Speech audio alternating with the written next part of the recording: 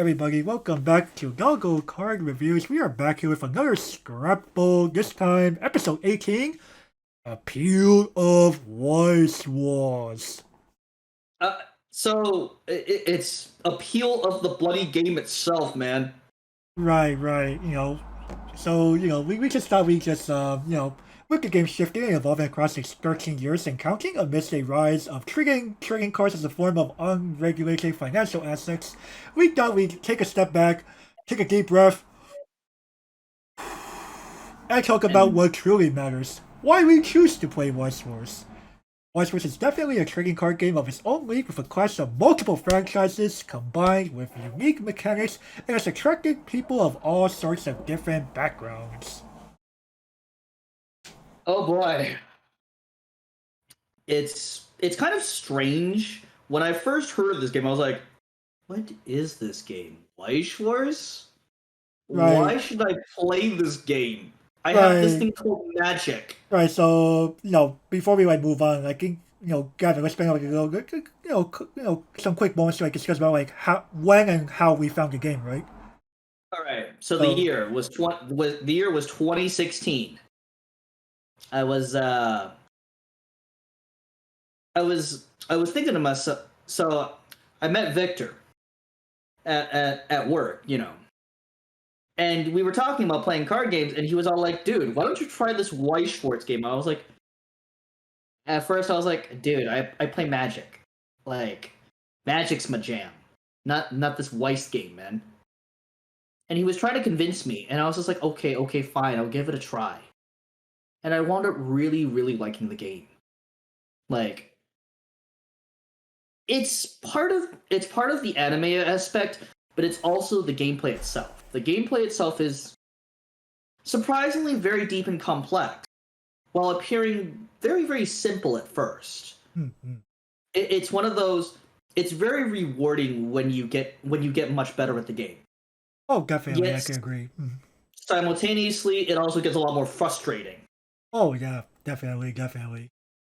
It's one of those. It's a very mixed bag of emotion. Oh, yeah. Like, It's one of those things that I learned to either accept and move on, or you will get an aneurysm. I honestly suggest if you really care about your win loss, honestly speaking, do not play this game.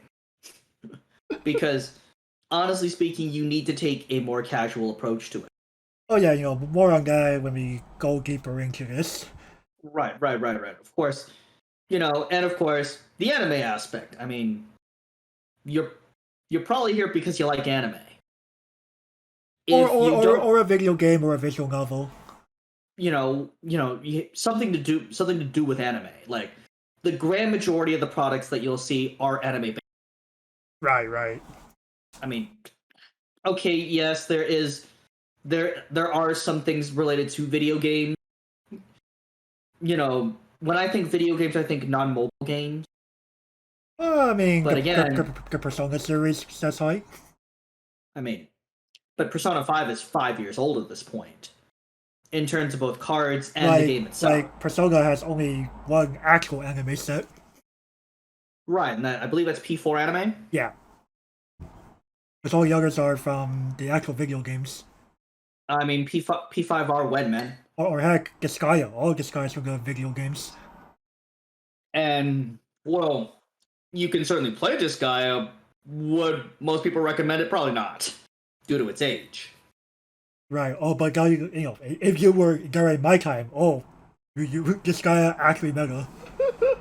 I mean, this guy best deck in format? Pretty close to it, if not already, if not there. But relative to like when I got in. So the year was 2010. This is before there was even a Bushiroad USA. And a friend of mine goes, "Hey, I was playing this game called Weiss Schwarz. I don't really want this deck anymore. You want to buy it for me for $20?" And I'm like, "Oh, Milky Homes. I've heard. I kind of heard about Milky Homes before." I'm like, I'll give it a try. Why not, right? $20. You can't pass it up. And, And I tried it out. It was basically a trial deck with some booster cards, so not too shabby at the time. It's certainly not. It's certainly not the Milky Homes that most players think of now. Oh no! This is Milky Ones with only the trial deck. The trial deck was actually one of the best trial decks ever printed before the trial deck plus system actually. Like like when you look at Mega Milky Homes deck list before say 2013, I want to say, you still were unironically playing trial deck cards because your trial deck cards were actually that good. As opposed to like maybe the 1-2 decks from the trial card. You mean one or two cards from the trial deck? Yeah. Yeah, so that was like during those times, and I'm actually looking to like upgrading a little bit. Though finding cards back then was like a pain in the arse because what was Tenso, what was Agents, what was buying from Japan period. So buying cards was like a pain in the behind and a half. But eventually we got there, and unfortunately the problem was I didn't have much of a local community to play with until I moved to SoCal in the early 2010s to study down there. And from there I would eventually play a little more seriously and learn to appreciate the deeper intricacies of the game, learning from both online resources and from players at locals. So yeah, definitely, I will eventually hand off Milky Homes to a good friend of mine to help fund another title of mine. Fair enough, and Because he was getting to the game and he loved Milky Homes. fair enough, and honestly speaking, it's sometimes it's really difficult to get into the game. Like, of course, by the time I came in, 2016 ish. Right, so you got in when there was Man. already an English version of the game. Whereas It when I was- got in, there was like an official Disgaea English trial deck, I believe distributed by NIS America. Oh man. So if you look at the cards from like that product, the card font will look quite drastically different.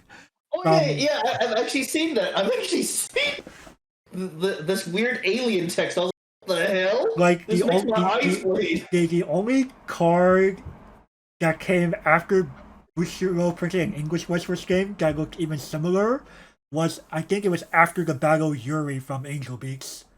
Holy. Like that's like the only card I can think of that has like a similar font. Man, that font made my eyes bleed, man. I don't blame you.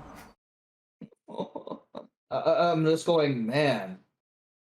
But it's really funny because like multiple shops carry the thing. Like shops that you don't even expect to do Weiss Schwarz, period.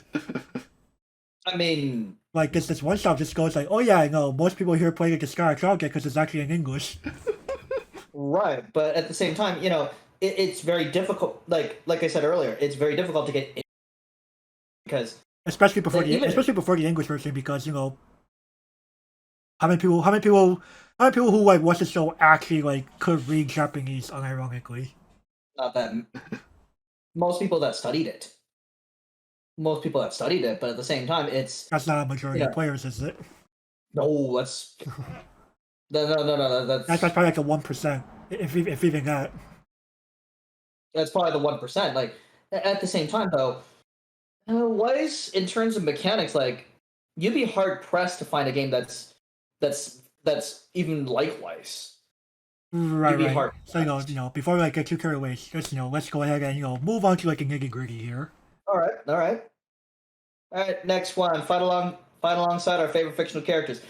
Weiss Schwarz offers an opportunity for players to build decks based around their favorite characters and franchises. The prospect of being able to play games and out with one's beloved characters towards victory is definitely a strong drive, and many people come and either stayed or left. The card artwork depicting notable events in the source material also helps in this regard by allowing players to re-engage with their favorite shows, video games, mobile games, visual.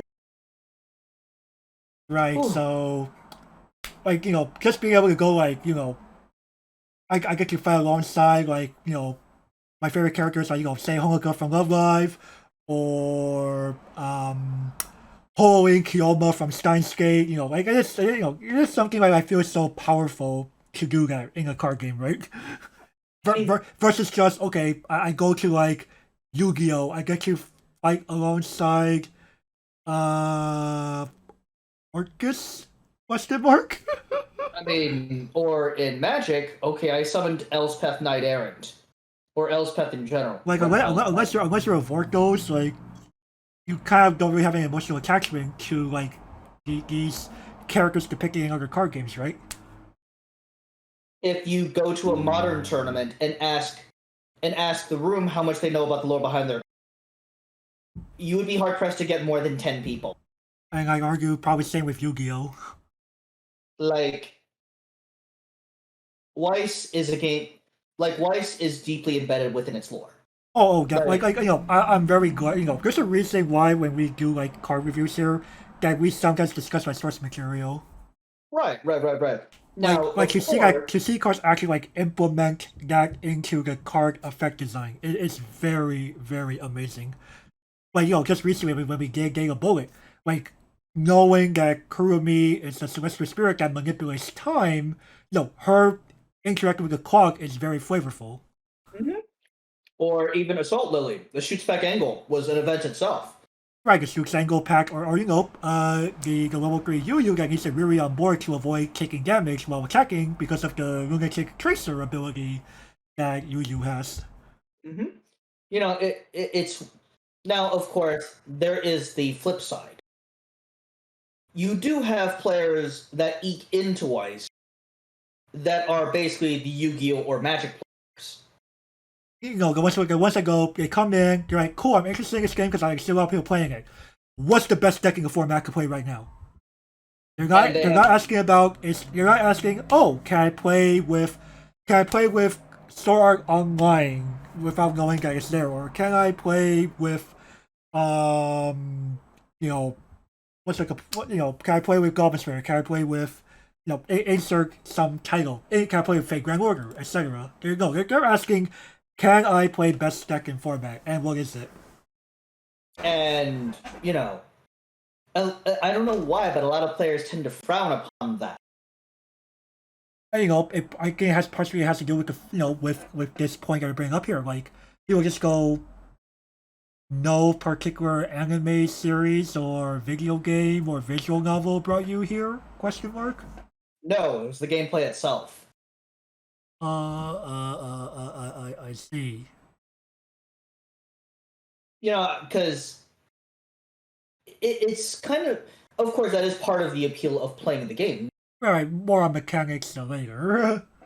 Right, more on mechanics later, but at the same time, I find a lot of players discriminating against those who choose to partake in the game because of its mechanic, and not because of the anime aspect.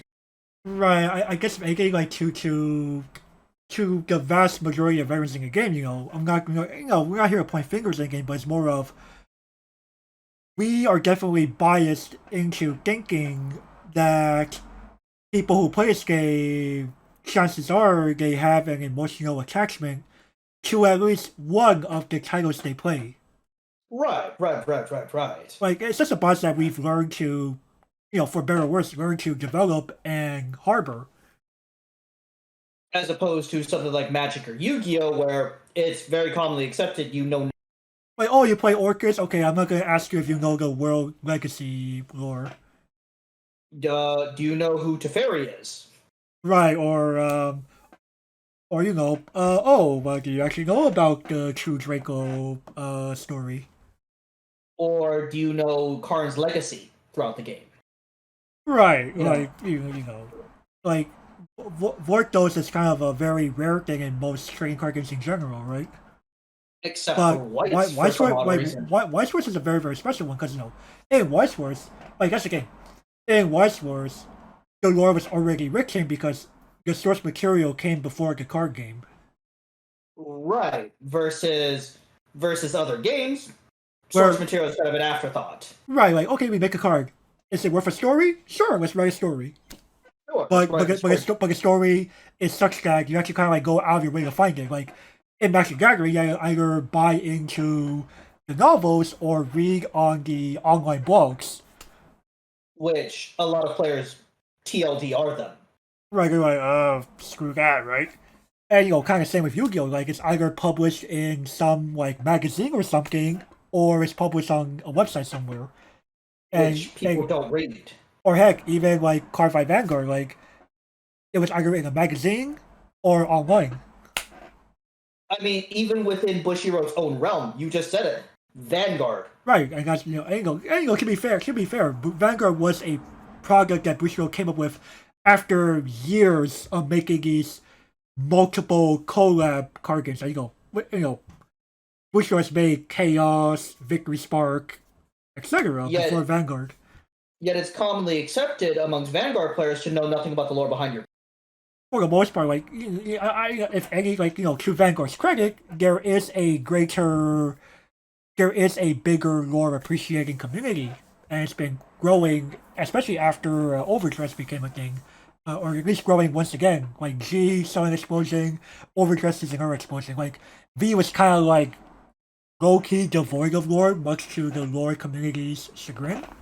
Right. To satisfy the fourth house out there. Yet at the same time, Weiss, like you can't just like it's almost expected for you to be able to go to a tournament and with someone who sees that you're playing, say, oh, I don't know, Love Live Nishigasaki School Idol High School Idol Club, featuring Squirrel Festival All Stars. They expect you to like either know about the mobile game or at least know about the Nishigasaki anime or the Yonkoma or what have you. And yet, it's hard to garner respect. It's hard to garner respect in a game like Weiss, having the same belief as literally every other game. Right, like you're just going, I don't know who these people are. I just play because it's a good deck. Who are these creatures? I just play Make Your Heart Bloom, costing Akatsu because she's a +1. It's more of, or I play Emotional Power Setsuya Yuki because she's a powerful game ender. Yeah, she's good. Why do you play your cards? Because they're good. Right, I don't even know who these people are. Like, they're just moe blobs.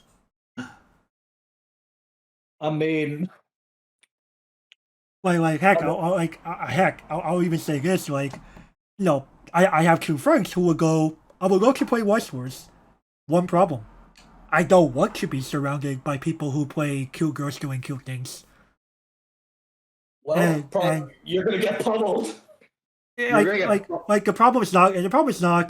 The thing with these two friends are you can give them, you could if you could give them Magic Lamp, and they can name 3 titles that they want in this game, and they still won't play it because people are still playing Love Live, Kaguya-sama, Gochiusa. Well, after July, they'll be playing Gochiusa. Right, quintuplets. Over a big sad fact that some people do have in this game is why is the majority of titles moe blob franchises? Because they fucking sell. Right, at least sidetracking English really quickly. At least English is doing a better job of appealing more to the Western taste of having more action-heavy franchises running amok. Ian releases I Sleep. I mean counting like English originals.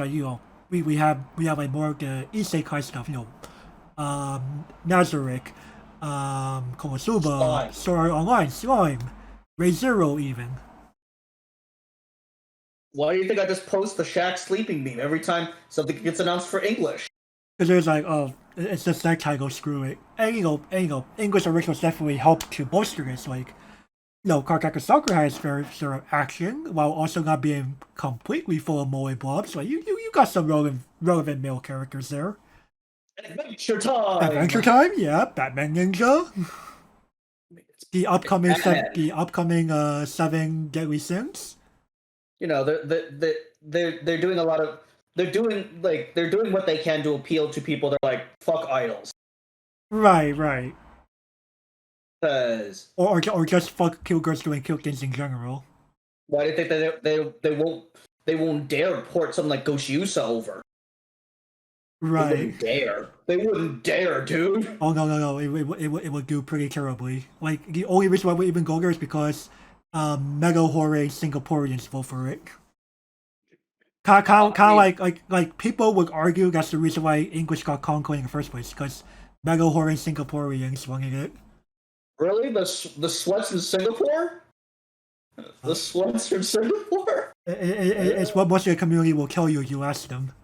Yeah, well, I mean, It's kind of like, I mean, I was thinking more of, I was thinking that they were releasing Conclave in English to help push an English version of the Conclave mobile game or something over. No. No. Or with the English release of Idol Master Singing Roller Girls, they were going to announce the English release of that game. The Starlight Stage? Hell no. Hey, there is precedent. Side games is definitely open to being cross borders. It bushy, Starlight Station Weiss 1, man. Oh man. You fucking teased us on April Fools. You know we want it. You know we want it. I thought this shit was real, man. I thought this shit was real for a second. Oof. And then I was presented with Keck W emojis. I was like, oh.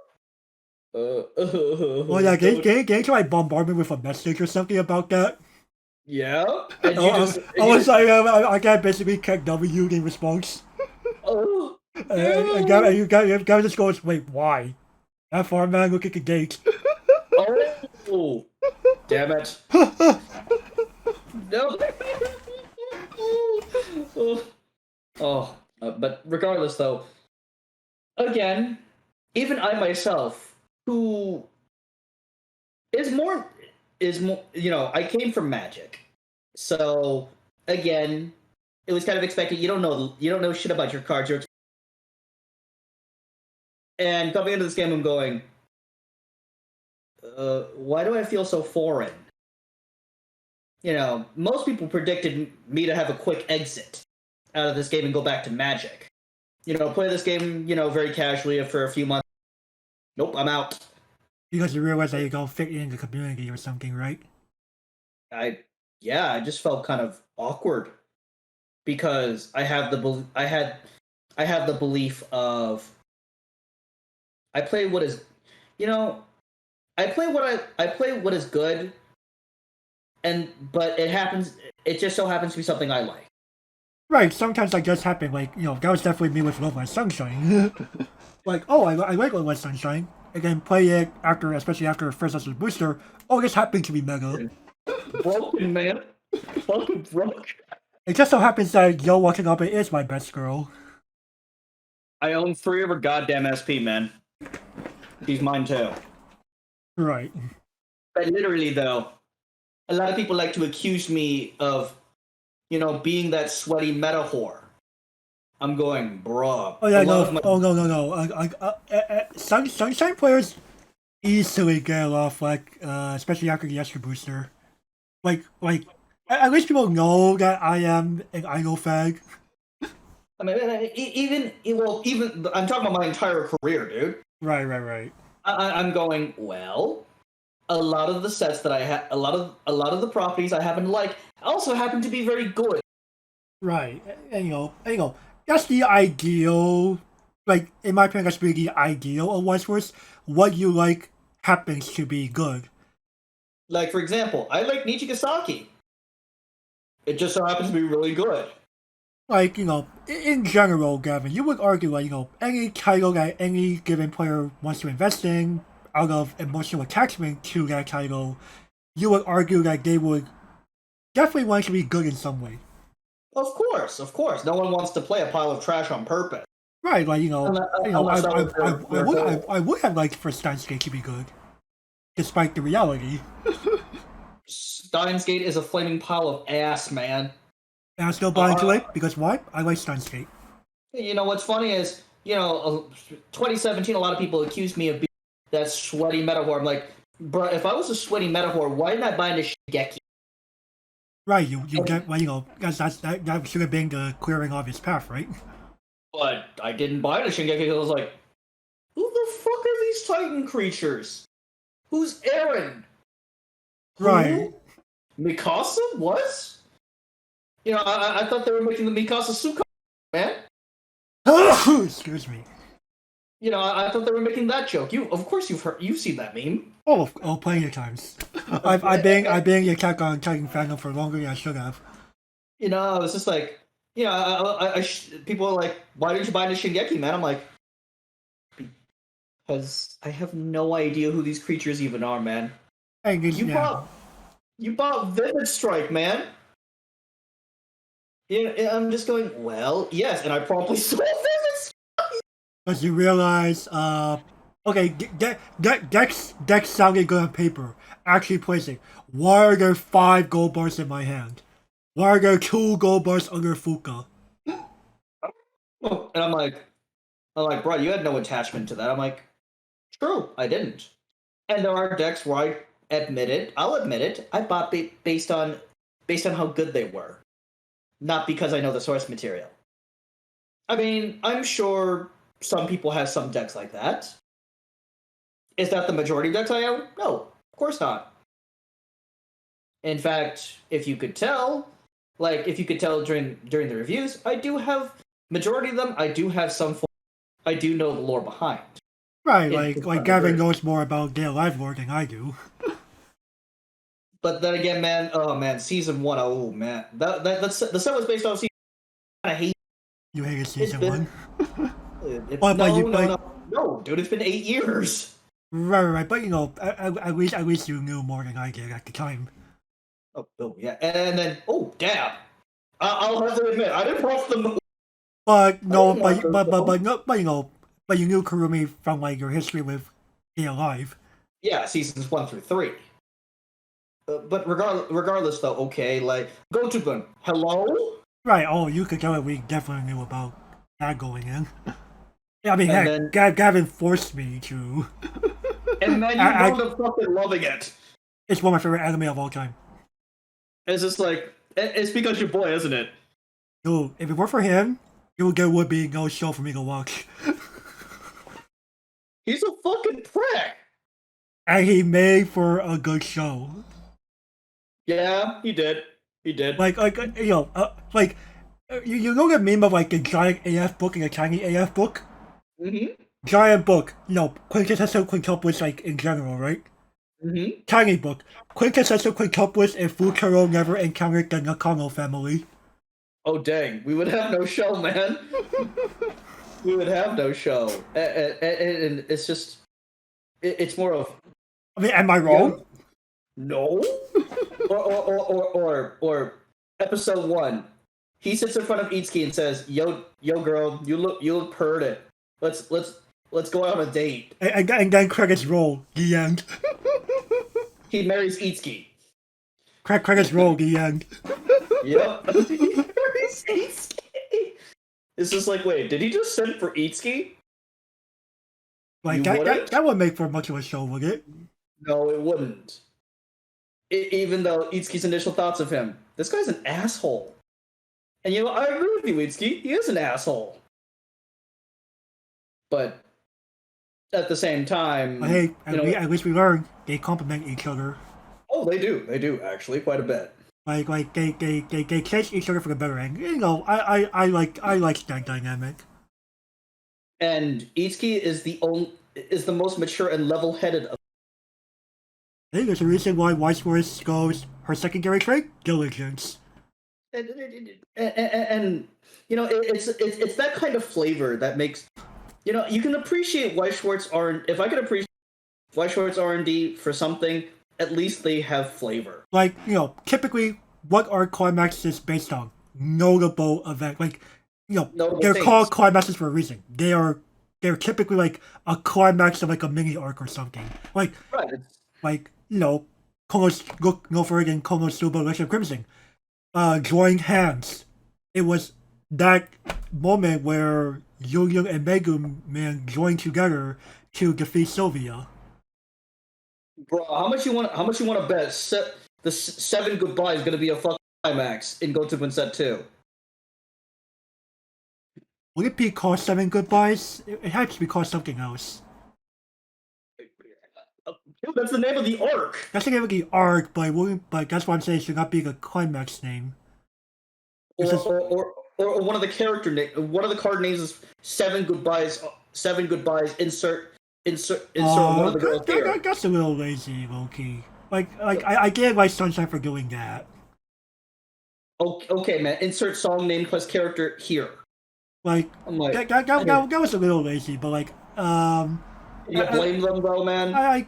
I couldn't, but at least like something like at least the attribution could get a little better with like the song climaxes interacting with multiple characters. True, like Mirai Kiki being on both Daya and Yohane. But you know they could just do they're probably gonna do something like that, right? Right, I mean Nichikasaki was also like kind of like that, but you also had like QU I Trust. That was a pretty big moment in the mobile game between Shioriko and Ayumu. Or visitor or sudden visitor Shioriko. Right, sudden visitor Shioriko before me because that was like where she was like directing like, hey, F your club, and she became like a major plot point up until she joins the club. Dang. I mean, is there a spoiler upon seeing that she is a card with the music trait? No. That's not a spoiler, man. It's kind of funny that she combos on that climax actually because it's like Sherry joined the club, her climax. It's the time where I just came across the club and go, I don't want this here. Y'all should be doing something else. Dang. Well, especially the lore that I know about Shioriko, like Shioriko was that kind of person that goes, okay, I see that you're passionate about X, but I think you do better in Y. Like one of the examples cited was I think I don't remember the exact one, but I think like she persuaded some girl to move out of the basketball club and join the tennis club because she realized that she's a better tennis player. And she did show better results while in the tennis club. But the problem was, did she like it? Probably not. I mean, and I thought Cessna was kind of sus, man. I thought Cessna was kind of sus in the anime, man. But that's a spoiler, or is that a spoiler? I'll let you determine that one. No, not really. Not really. People already know that Setsuna has to like disguise herself pretty early on. And man, when you watch Chase for the first time, yo, dog, the song was fire. I mean, I'm pretty sure you could tell that when you see Nakagawa Nana, you just go, wait a minute. Wait a fucking second, this girl fucking sus. I knew from fucking frame one of that shit, man. Like you just like hear the voice, you see the hairstyle, you're like, wait a second. I was gonna actually talk to the chat. This Setsuna, right? this is Setsuna, right? I'm not high, right? And I bet you're playing the mobile game. You see Nana Nakagawa for the first time again. When she transitions into Setsuna, you realize that she just has the same like poses and everything. They're the same person, right? I was just like, yo, dog, this Setsuna girl sus, very sus. But then again, she turns out to be their center. Okay, second's the right term. There technically is no real like. You can argue that Ayumu is the center of Tokimeki Royce, but that's really about it. Well, again, she's definitely not a new type. Ayumu is definitely not the new type, man. She don't have orange hair. No, she isn't. But is anyone? No. Except maybe Yu Takasaki. Maybe. Maybe. I don't know, man. You felt. I was just like, why is you in this show? Why? I had to explain to this guy of like what she was based on. Oh right. Why isn't Shioriko here, man? Right, You we know, still don't know if season 2 is gonna bring that character. But anyway, Nishikisaki aside, like, just being able to like engage in a conversations like this, like in between games or during games, or it, or or or, or it's just a very very like nice experience to have, right? hell when we do Gochiusa Bloom. Yeah, Oh I'll yeah, remember the scene from the anime. right. We're just gonna be like, oh, it was this, like like in this reveals, it's all the Halloween stuff, or almost all the Halloween stuff, and we're like, For the Halloween stuff. right, like most of it was Halloween. And I was just like, wait a second, where's Moko? Wait, where are the Chimame Corps getting lost at the school, man? Like I mean, we'll probably see some cars like that, like in the lower rarities. right. But at the same time, it just makes you. It's that satisfying feeling. Like, sure, sweating is one thing, but also having the lore at the same time. Like it's like a best of both worlds kind of thing, right? This game has turned me into a sweaty Morthos. Like like you will love it, and you could like win with your favorite characters. Oh yeah, oh we love them. But at the same time, man, there's a reason why you don't play Steins Gate. Or at least I don't play Steins Gate in competition. Right. At the local level, sure. What at competition F1, man? You go to the Steins Gate, you brave, man. Oh yeah, I'd be one brave AF, mofo. Oh, I'm like, you're gonna get smashed. You're gonna get smashed. But Right? Going from there, I can be it'd be a good point to like transition to our next one here. yeah, let's go. Alright, so chilling with a casual game. So Weiss Schwarz is designed with a multitude of chance factors, more than some competitive players coming from other trading card games would like. This on top of sanctioned best of one modified Swiss formats makes for a more casual environment when it comes to playing at official events hosted at the local and regional level in general. The unique mechanics of the game allow for a better fighting chance for newer and less experienced players, as well as offer a relatively similar experience across multiple Neo Standard titles to minimize the learning curve when transitioning from one title to the next, allowing for a lower point of entry, especially for players looking to play more than one title. Yo, dog. Yo, dog. I can roll a d20. Each point on the dice represents a deck. I mean, heck, So, multiple times scamming. What have you said? You have said something like you multiple times scamming on the show. Playing Successor Quintuplets is like playing a less powerful Star Art Online 10th anniversary. yep, Like you still stand by that to this day. yep. Until set 2 comes out, boys. Right, until further notice. Like that is what you think, and I actually kind of have to agree. And Or just like going between say like Love Live Sunshine, Love Live Nishikisaki is almost kind of similar, more or less. yeah, it depends on the build. Depends on the build, but like there's not too much to like. You don't need to like learn like nothing too different when transitioning from one to the other, right? If you, like I said, if you're the 8 standby variant, Like sure. that'll be pretty easy in general. But if you're going from Shalron to say to choice pants, Sure, that's different, but like in general, like you'll need to like relearn like how different card profiles work for the most part. Like it's not like Nishikisaki like introduce like a whole brand new gimmick and you gotta learn around. no. In fact, Nijikisaki is actually rather generalized in terms of card pool. Like there's no like if anything, it's more of there are different routes you could take, but you're not forced into them like you're not forced into them like say the couple and recollection. Oh God, Da Capo and Recollection. You're kind of forced into it. But at the same time, like the recollection titles, Slime, the couple, Psychono, Versailles, transitioning between those is relatively simple for the most part. Yeah, they all have the basic game plan. Having played 2 of those 4 sets, yeah. Right, or say something like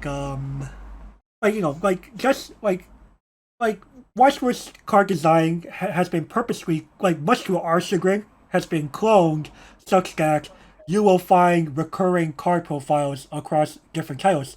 Ye Old Fugo, Ye old Aqua. Yo Aqua, Literally red in general.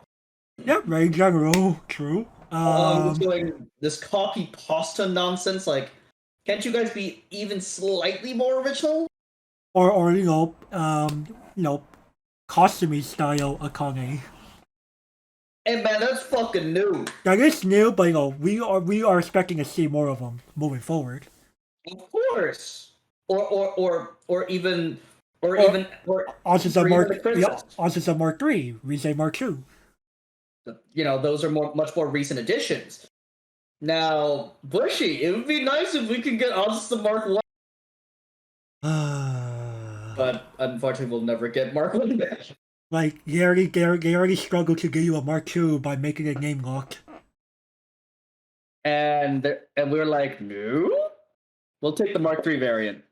We'll take Mark 3 because unless Meta touching a play mainly Ninos, this ain't happening. I'm about to say, man, I might even refuse, even if she becomes meta, man.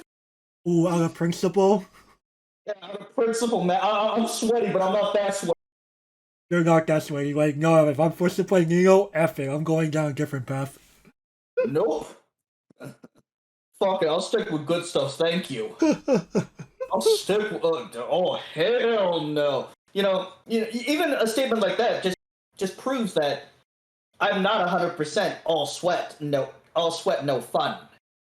Right. I'm like, Like you have set aside your own moral standards. like again, even amongst the sweat, there's some morality. Oh yeah. Now, of course, it creates that kind of air, that kind of air that makes you just go, well, I want my sets to be good, but at the same time, I don't want to play XYZ. Like, for example, some people are like, I want, all the isekai sets to be good. Fuck that idle noise. More of this idle shit, F arm. I mean, think of the typical bang dream reveals. See how much more of this idle shit, man. F arm. You've seen the comments, haven't you? There's a reason why I don't really go and dig them up. There's a reason, like, one of the reasons why I like reincarnated gays or reveals on my own is so that I can avoid the toxicity in comments. Right. It's most comment sections are just ugh. Right. Like Like I'm it, so like like I am overall blessed that I could read the syntax on Japanese cards. I just fucking read the card itself, man. Right. That's Or Gary relies on a TLDR version from me. that's mostly because of lethargy, man. It's not because of inability. Right. Yeah. Gary admits this. It's not because of the inability to read. It's lethargy at this point, man. I'm like, oh man, don't forget crap of the day, man. What do you mean it'll be late? Don't forget crap of the day. And yes, I call it crap of the day because back in 2018, oh god, it was nothing but crap. Like, 2018 was a strange year to say the least. can you imagine going through Steins Gate crap of the day, man? Hey, some of it was exciting. Most of it was trash. Even you would admit that, man. Like, it's really saddening when one of your favorites, when you just read your favorite set. Why is this so bad? Hey man, I did play OG Love Live before 6th anniversary. Hey, Original Generation was not terrible, sir. Excuse me? I mean, Well, after you could argue that it went through quite the downturn after Love Live Squirtle Festival Set 1. it was still decent during World War One. It cannot see a rise again until say the movie Booster. That was during the Civil War. Actually, no, that was during World War One. Right, but that took quite a few years to get back to where it kinda was. Okay. Well, again, man, from my perspective, Love was OP as fuck. It's funny because like almost everyone else at the time goes, it's not that good. It's okay. And man, if you yourself even said, Love Live was pretty OP back then. Back when I say back then, I mean like 2013, 2014. No, it was during the Civil War too. The Civil War era too. I don't know if I don't OP question mark. Yep.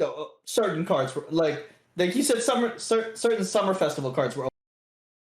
That was School Idol Festival Volume 2. Yes. Like, yes, they were good, but a few cards can't fix the title. But anyway, going back to mechanics here, like the fact that we see like a lot of recurring themes in titles nowadays, like it's almost like the game's kind of becoming more and more uniform sometimes. Yo, dog, what happened to the flavor? Like, I mean, flavor's still there here and there, but like, you know, Aqua clones usually can't show it off, nor can Fugo clones. Like the only time that Fugo clones can look more unique than Aqua clones is because Fugo clones are quite tied to a climax. Aqua is just your basic early play, man. Like what Garen presents to me beautiful, mesmerizing goddess of water Aqua, and welcome to Ryugu Castle. I'm Miyashika in front of me, and goes, corporate wants me to identify the difference between these two pictures, and I go, they're the same picture. They are the same picture, literally. The same picture.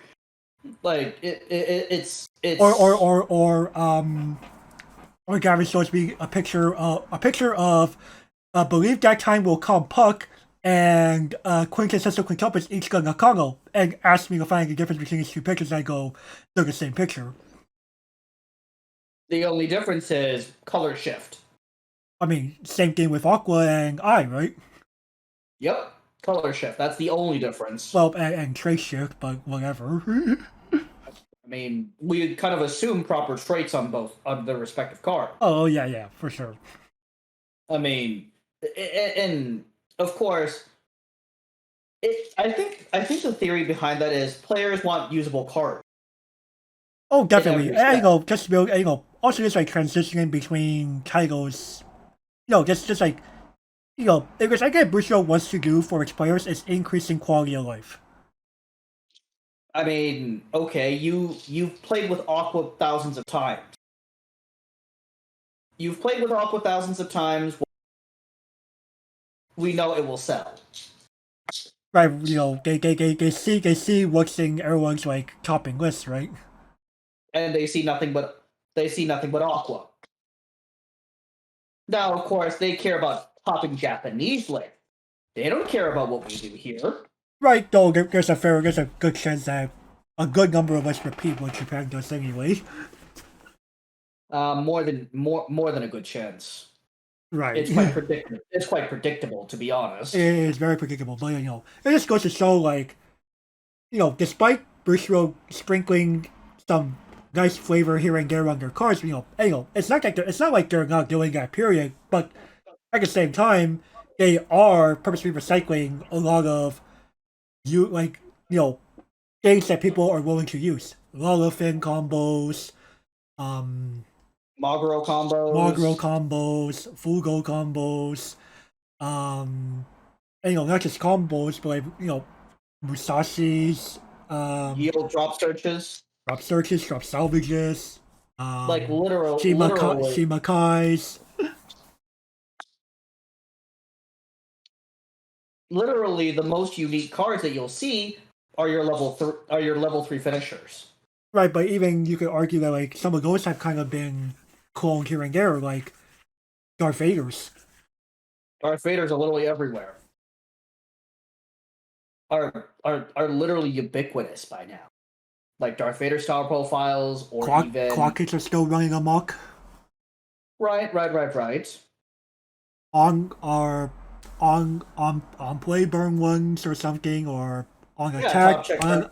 on attack pay a cost burn one, or on reverse pay a cost burn one, Right, but if you want like or burn if you two, like burn some number, right?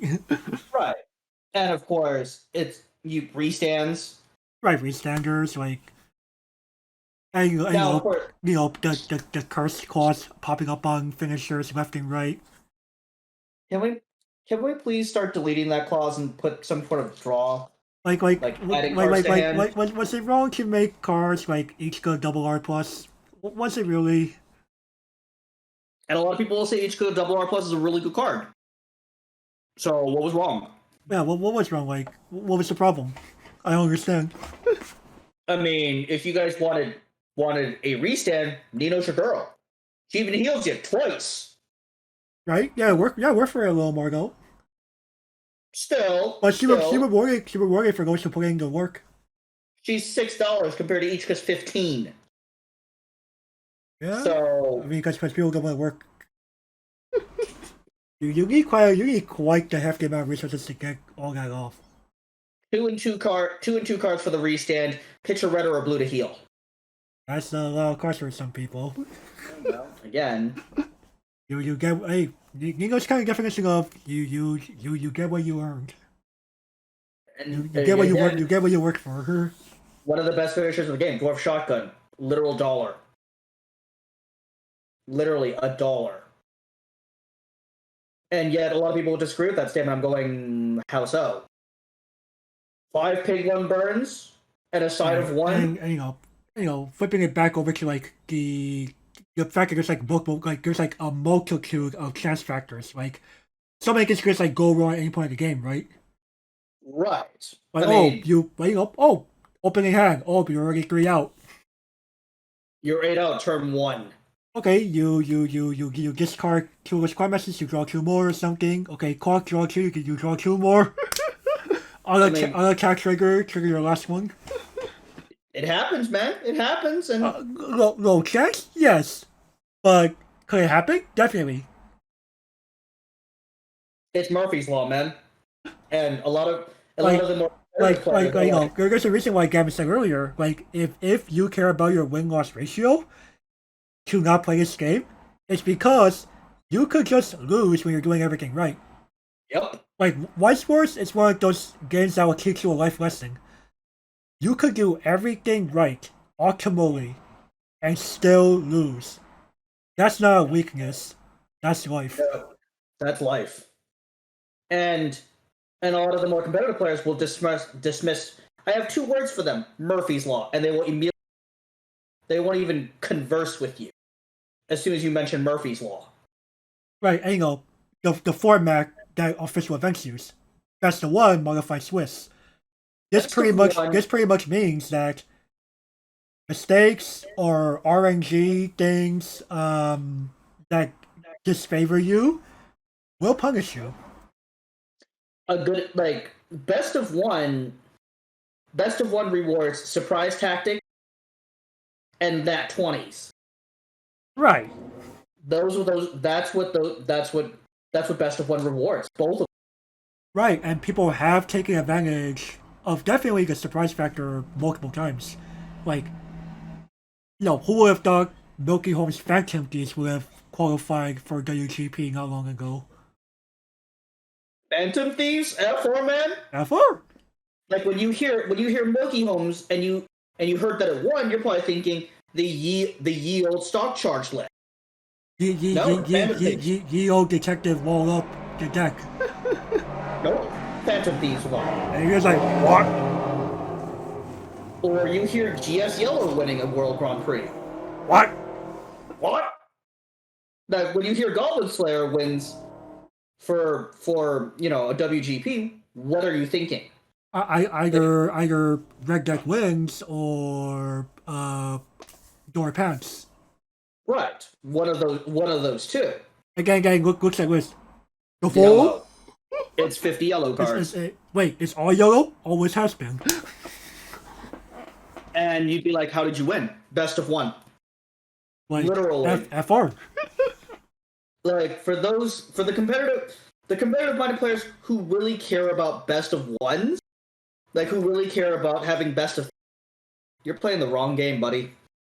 Right, like people have been begging Bushiroad for ages to go best of 3 Bushiroad, please, please, please, please, please. And, they do it at the world's level, at the world final level, and national final level for Japan. I don't remember if it's the same for The US does it as well. Okay, so final round of the Continental, National, and World finals. But other than that, Oh no, if I know, there's- I know, no. Get this. Especially if you're playing a Japanese game, if you do make it to Worlds, the color of how unless you're playing a card game Shiyoko, which I'm not sure why you are, but if you did, good for you, I guess. Unless you're playing that title, you'll notice that your card has either a white border or a black border on the bottom. That determines which part of the bracket you end up in at the Worlds level. Yep. And Because the final round of Worlds is always a Weiss title versus a Schwarz title.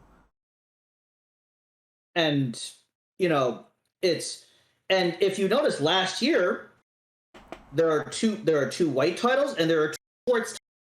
There were two Weiss titles and there were two Schwartz titles.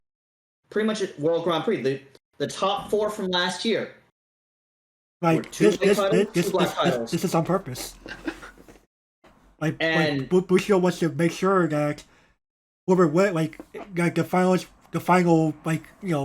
the top 4 will never be like all Weiss or all Schwarz. it's like you saw, I believe it is Sao and Saya are the two black ones. I believe for last year, and I believe Saikano and Dao were the two white titles from last year. So literally, again, the reason why you saw the same 4 decks, that's the reason why you saw nothing but those four sets. And now, of course, back to the unique mechanics of giving a better fighting chance for players. Again, Bushiroad does not want a gatekeeping style environment. They want that newer player to stand a fighting chance. Like Weiss Schwarz is such a game where if you get bad luck, as long as you still have turns left, you have a chance to theoretically fight back and attempt to inflict on your opponent the same or even greater amounts of damage on the backswing. Right. This isn't Magic where you're already down to like 2 life and 2 cards in hand on turn 3. That's game. That's pretty much game in any Magic format, right? And Weiss Schwarz, okay, you're down to like 3/3. The opponent, you're down at 3/3. You're at 3 cards, 2 cards in hand. Your opponent is at 1/0 and 6 cards in hand.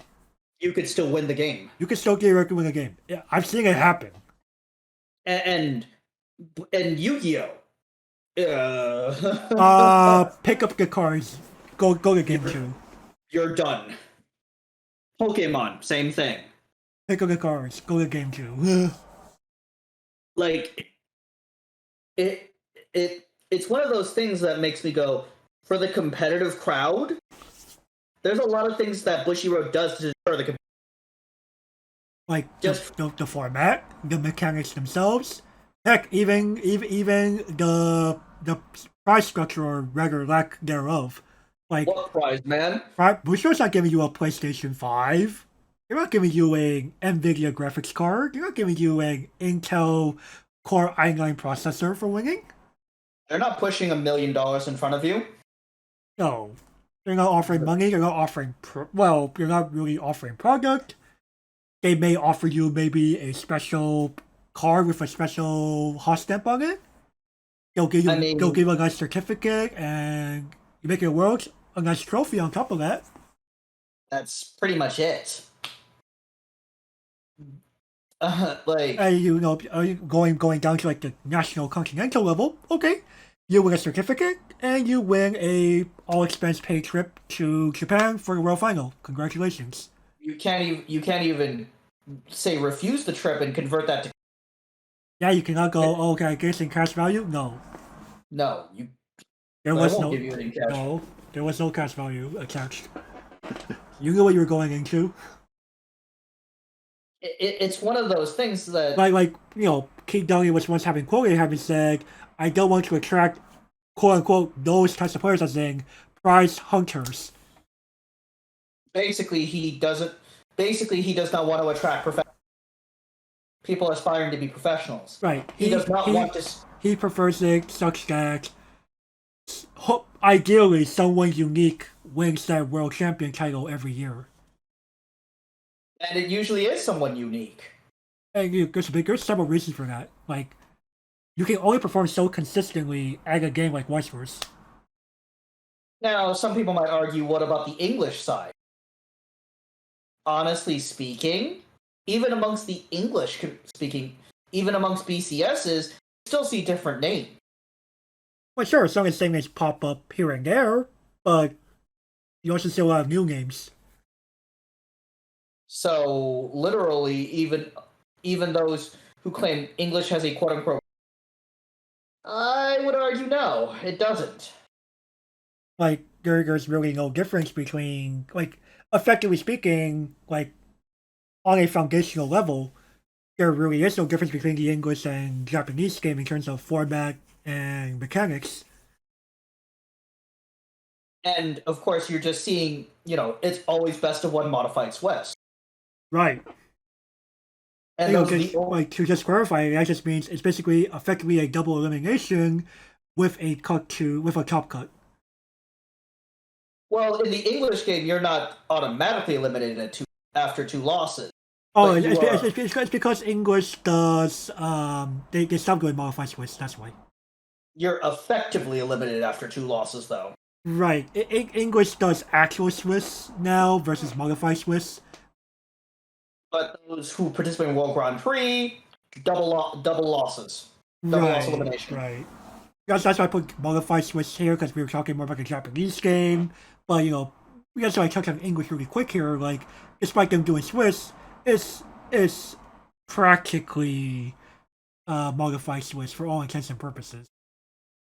Now, what I'm hoping the Japanese game does is implement the win-loss system that they used during the digital Grand Prix we had last year. That's really what I'm hoping for, because honestly, it promotes more of a casual environment. You're much more relaxed, even at mid-level comp. An experienced player can go in with the definition of a cold deck. An experienced player, it still proves that you know what you're doing because again you advance. Right. Yes, the fact that Weiss Schwarz is a game such that things don't differ that drastically between titles does allow transitioning to a cold deck more easily than say in Magic. Can you imagine transitioning from Esper Control immediately to RDW? No. Or from RDW to Eldrazi? Like going to a Pro Tour qualifier, playing Esper Control, and then going to the actual Pro Tour with Amulet Bloom, I'm going, oh shit. With 0 practice, I'm done. Like, why did I bother going? That's pretty much like you pretty much can't do that, right? You unless you don't plan on doing very. Like but in Weiss Schwarz it's far easier to transition between decks. It's so much easier, because again, there is some familiarity between titles. Like for example, last year, DeCampo went in cold, went 2-1, advanced. Like you notice there was still some familiarity with some of the stuff you already played. I was relatively like you used to play Psychono, much to your chagrin. Right, and I still managed to advance despite it. But it still promotes that level of skill players are, but at the same time, it's far more relaxed, and Guess what? You know what's another thing that people didn't like? That a lot of competitors. Yes, being bumped out, being bubbled out. But that's an entirely separate topic for entirely. Being bubbled out, that system prevented people from being bubbled out. You know, everybody that went X1 advanced. I'm like, that was such a relief, and I'm really they implement that because it makes it so much easier and it's much more definite on who advances and who doesn't. It makes it concrete.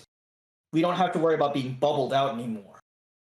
And I'm really hoping they phase that, when we go back to physical World Grand Prix, they implement that system of everybody who went X1 advances versus getting bubbled out because versus the diversity clause. Or even or I mean, they technically still apply the diversity clause at the online event. I meant for the regional level heading to Nats. Oh, okay. Oh, you mean allowing for more people to qualify if you just simply get X1 or better? Right. Being more inclusive versus, again, excluding people just because they got bubbled out. Because I guess because I think it has to do more with space logistics more than anything. Well, a lot of people don't actually make it to World Grand Prix. But they also have to it's probably more of a when you're telling Briscoe Japan, how many people you're expecting, they technically do take that into account. And you can also eliminate last chance. Eliminate that hellhole. That is kind of a hellhole, to be honest, dude. True, but then people go but doesn't that mean that all of the people that don't go just simply get wasted? Fair enough. You can argue both ways, right? You could go but doing that means that we could have a smoother, shorter event. Right. And instead of having every single slot filled. We don't want to be there till midnight. Right. It's definitely quite the. I mean, this is definitely we're entering a territory that's more a subject for another time. But to quickly wrap up on it, it's just more of cost versus benefits here. Right, and cost benefit wise for Hammer Girl. Yeah, why wouldn't you use the X1 system? Why wouldn't you use the X1 system? It wraps up a lot short. It's a lot shorter. And for the players, again, the X1 system rewards skill still, so it still feels satisfying to advance. Right, and you're still effectively doing the same system where you play either until only one person at X0 remains max, or 6 rounds have elapsed. Right, and you still can't suck at the game, dude. If you want to advance, you can't just suck at. Right. People that suck at the game will be eliminated, even under the X1 system. It's just to help. It's to satisfy what players want, what the more competitive crowd wants, also being more inclusive. It would get rid of that problem of why does X regional get this many more invites than this other regional, despite having similar levels of attendance or something. Hello, California. Hello, California. Have we met? Or New York. I mean, round 0 at HSI, man. Rounds fucking 0 at HSI, FR. Apparently, that many people arrived. Yeah, well, I mean, but anyway. So, do we have any more last thoughts about dealing with a casual game? In general, Gavin, you have felt that in general, players from this games community have felt overall more chill, more relaxed, versus people from other card games. When it comes to the kitchen table, yes. When it comes to the actual game store, you know what? I'd rather be playing. You know what? I'm more interested in watching that EDH game over there. Okay, that's your personal story, but greater community is what I'm referring to. Sure, I will agree with that. Okay. Hey man, am I lying? I would prefer that you don't like go too narrow minded here. I try not to be. All right, well let's move on to the next one here. Okay, cards that also double as merchandise. So when Weiss Schwarz become officially licensed, they also serve as a form of merchandise. People who have enjoy collecting official goods of their favorite franchises will have reason to buy the Weiss Schwarz products, even though players of the game also like to acquire and hold on to cards depicting their favorite character and even signatures of their favorite voice actors found on SP and SSP cards. In general, players buy, collect, and play cards from the franchises they enjoy. Like, okay, Gavin, I don't know how often you go to conventions, but you might have heard about this thing called Ita bag. No, actually, I haven't. Okay, so do you know what an Itasha is? Haven't heard the term actually. Okay, so Ita comes from the word Itai meaning painful Mm-hmm. or hurt, Mm-hmm. and Sha meaning car. So Itasha means it literally means a car that looks painful to look at. It's to ironically refer to cars that have like anime characters slapped onto the body of the car, or to like go like, yeah, I really love my favorite character. Sure. And each bag is like doing a similar thing where you take it's usually a backpack, but could sometimes be like a messenger bag with a transparent window where you like pin different things of merchandise to like go like, this is like my favorite character kind of thing, right? Sure. And on some of those bags, I see people put Weiss Schwarz cards in those bags. Boy. Like these are people who are not looking to play a game. They're just like, why you have that in there? I like this character. Why Oh, this Weiss Schwarz game happens to have cards depicting this character. sure. But do you actually intend on playing the game itself? Like this this point here is kind of like a bit of a controversy, or not. I guess it's in itself it's not a controversy. It's more of why some cars don't return to the secondary market. Because some people just go buy box, open cars. Oh, it's my favorite characters. I'm keeping them. You plan on playing the Selling game? any of these? No. Unless you have more And cards of this character, then no. again, it's within their right. Again, they have the right to do that. Like there are some stores that sell like anime merchandise, like don't even like host tournaments that sell Weiss Schwarz products because they are effectively pieces of merchandise that people could buy. I mean, SSP Yukinas, anybody? Right, or yeah, so like tell like one like the video from like that one channel about like why we were inspired to make this. Sure. So, Strictly Broken made a video on, how on like, what is it about what is it that brings us and keeps us in Weiss Schwarz? And he mentions a story where when he was at Strictly Broken, some people just came in to like go, oh, I just want to buy Weiss Schwarz product because it's cool. It's like, I guess it was like Konosuba is my favorite anime or something. Okay, sure. And like sometimes you can get people hooked to the actual game by doing that, but most of the time, they just want to pick up a box or two, or like even just some booster packs, open them up, find the cards that they want because it depicts their favorite character, and like hold on to them. Like, oh, cool, I pulled Aqua SP. Yay! Are you gonna do a buyback for it or sell it to anyone? No. And we'll never see that Aqua SP ever again. Right. It at least in that case, have to it, man.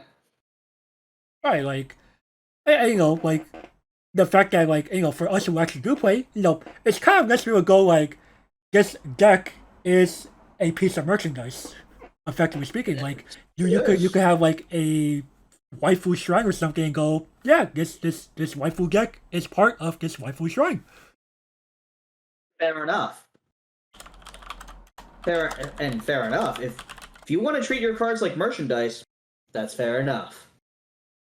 You know, I'm probably one of, and of course, personally, this doesn't really appeal that. You know, I don't buy SPs, SSPs. Hell, I don't even use these character sleeves that you kids use.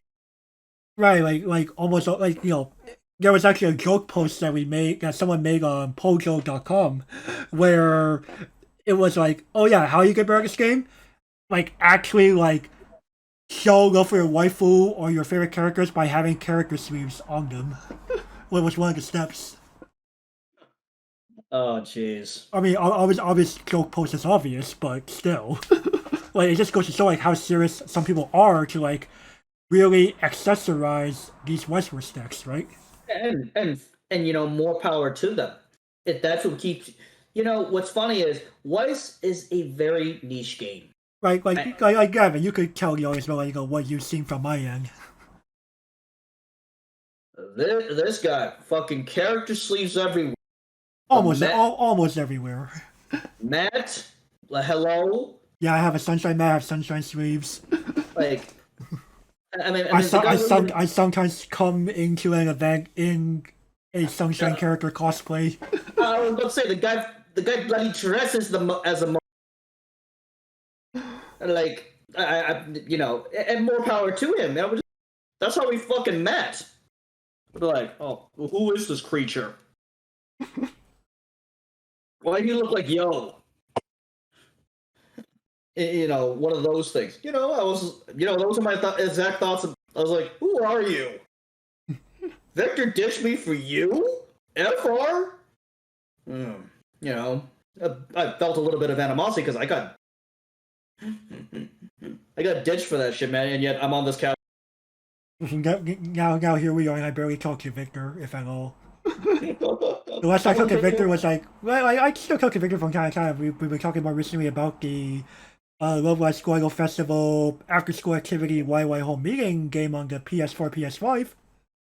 But how the tables have turned. How the tables have turned, like, do I talk to him about card games? Not really. No, not really. No. But regardless though, this at the same time, I'm not gonna fault anybody. I'm not gonna fault anybody for it. I respect people who buy into this game and just treat and solely treat it as merchandise. Like that's fine. Like I've had some people I even had some people who make Ika bets and hand me some leftover cards and they're like, "Oh, Rain, you play Weiss Schwarz, right? Yes. You want these? Sure." All I wanted was these Nozomi cards from the box. Yo, dog, are any of those cards good? Please don't tell me they hand you chaff, man. The fucking chaff. Well, most of it was chaff. God damn it. Oh, well, hopefully you got some diamonds in the rough from it. Right. I mean, hey, we've seen some good commons and uncommons. Well, yeah, but but regardless, though, for those of you who do treat this as merchandise and that actually play the game, please, have respect for those that don't treat their cards like merchandise. Right. Some people use them as, some people actually use them like playing instruments.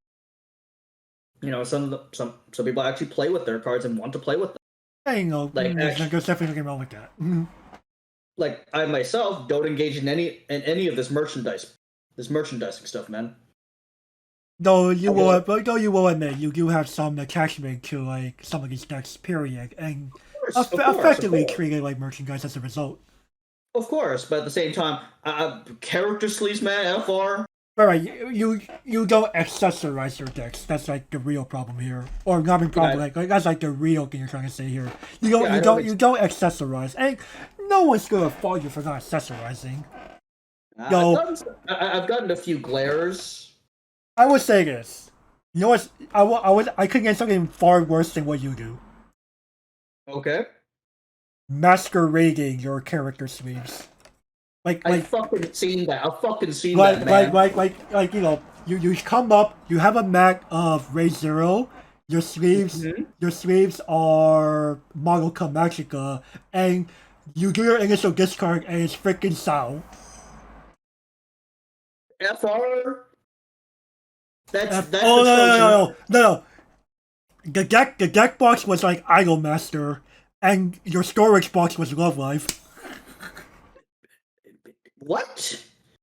That's the fucking Trojan horse, man. Like, what? Like, people will argue that's far worse than what you do, Gavin.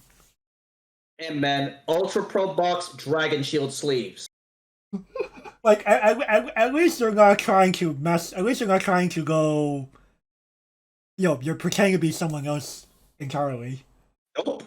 I'm plain Jane. I'm the John Doe.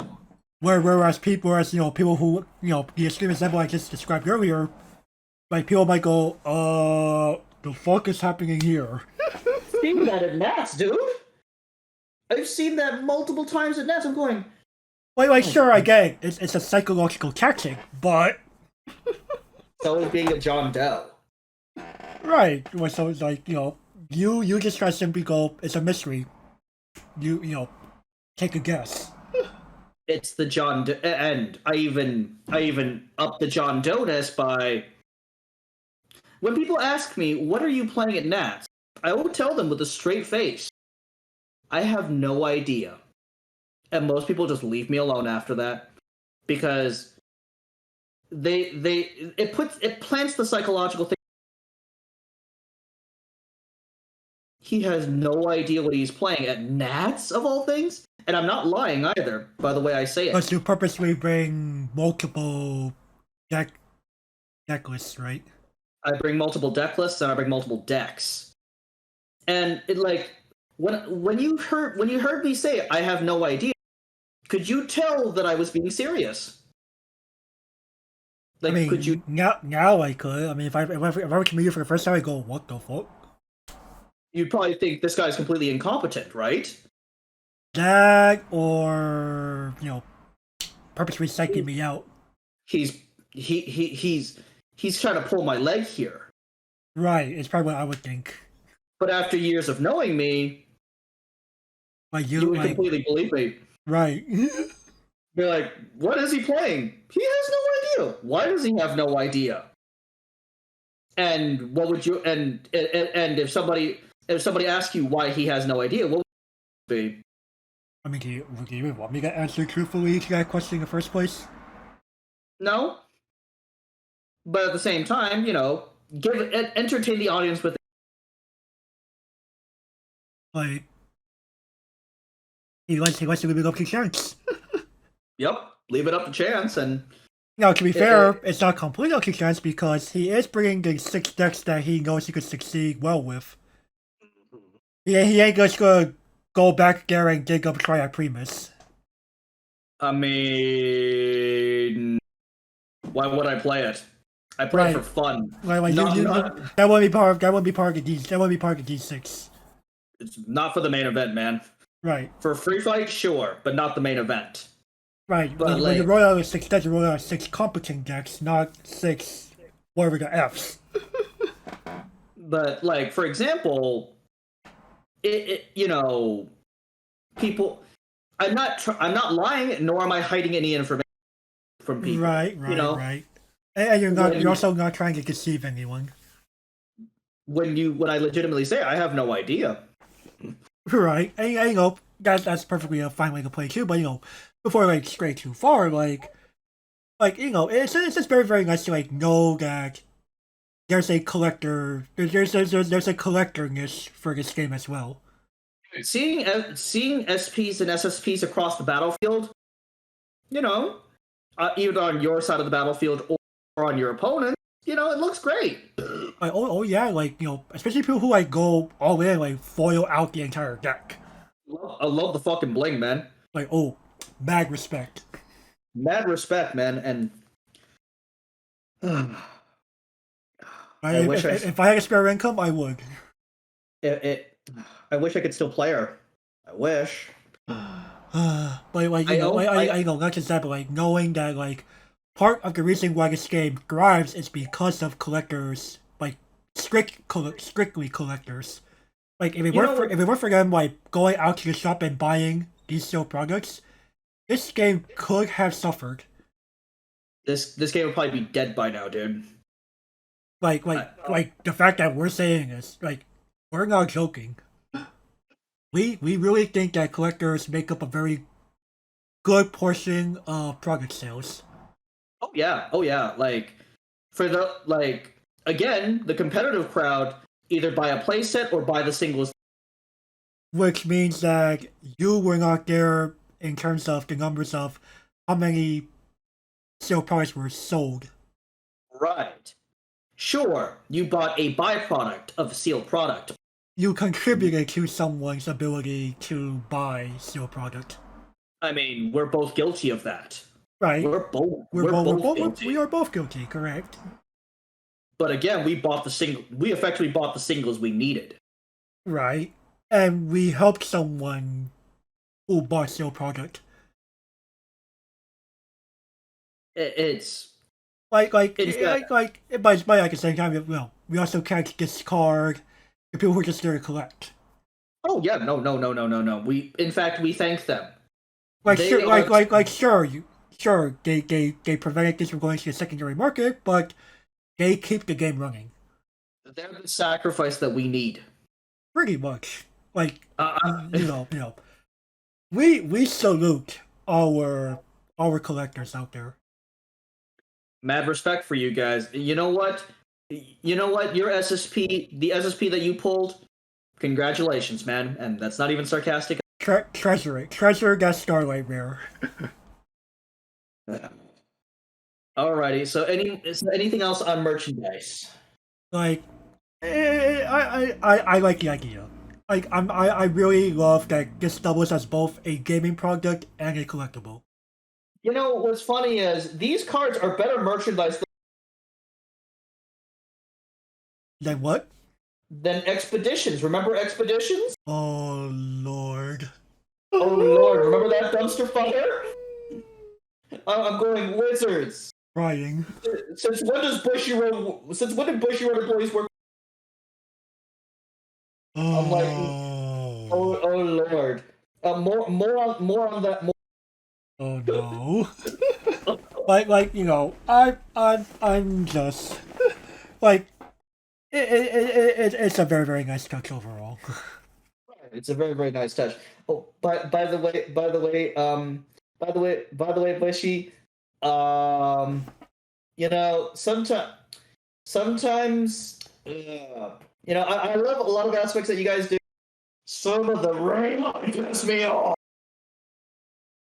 Some of the what? But anyways, some of them really piss me off. Oh, all right. Anyway, shall we move on? Yep. All right. Low barrier of entry. With expansions being limited to the Neo standard titles they are designed for, buying into the game is relatively inexpensive.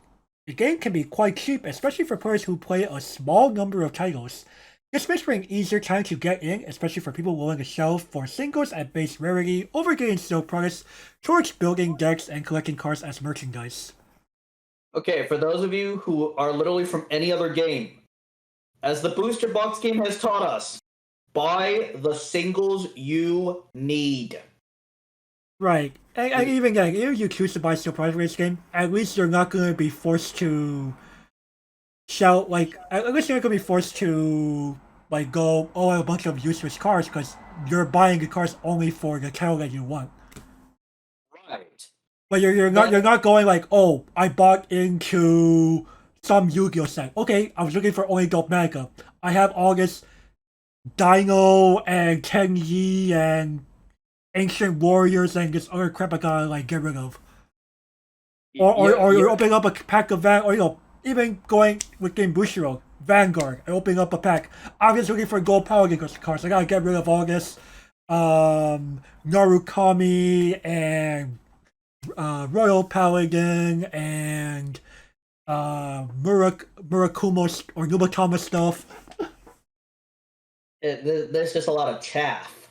If anything, Weiss Schwarz is honestly a better, economic wise, it's honestly a better investment to buy sealed over other card games in general, because you won't be left with a bunch of junk that you don't want. Technically, you can still be left with a bunch of junk, aka unplayable trash you would never touch. But you are pulling, every high rarity card you're pulling is for the title you were buying into. It's not, oh, it's not like you open up a box and go, oh, I only wanted the couple cards, but I'm stuck with all of this, Little Busters and Angel Beats and etc. Eh, if you Oh, open up, okay, wait, yeah, boom codes are obviously gonna apply here. right. But at the same time, Boom though, codes are like, boom codes are the exception, not the rule in Weiss Schwarz. at the same time, though, I came from this game. Like for those of you who are like, go play other games if you care about competitive. Well, guess what? It is quite cheap, even on the competitive level. It is quite cheap. Like, Like look, outside of the extreme example that is Charlotte, most of our guests are like what 300 or less in American equivalent American dollar cash value. that's expensive as fuck, man. Like 300. like outside of like most guests are usually at what upper 100 to mid to upper 200s, right? Yeah, yeah, they're like 250 or less. 250 or less can buy you a competent deck in a lot of, Right. and that's pushing it in a lot of cases. Like, for example, beside barring Charlotte, Sorry is again just like Bunko's exception, not the rule. right? Charlotte is $650. For But the those of you who second are, most expensive deck after that, well, you already see like a drastic drop. you're seeing like 300 at best. Usually most decks are around the upper 100s, which isn't so bad actually. Now, of course, And if you okay, now of course, this is the Japanese game. English, I'm very sorry. English, go play modern instead. FR, go play modern instead. Honestly Unless speaking, you're buying your cards early, like you knew to. like go play one of the big three instead. Honestly speaking, if you want to be competitive and go play English, and you're broke, go play one of the big three instead. You'll be much more rewarded. Like, this is a JP focused channel. Right, and the JP game is very affordable, even for Oh, competitive play.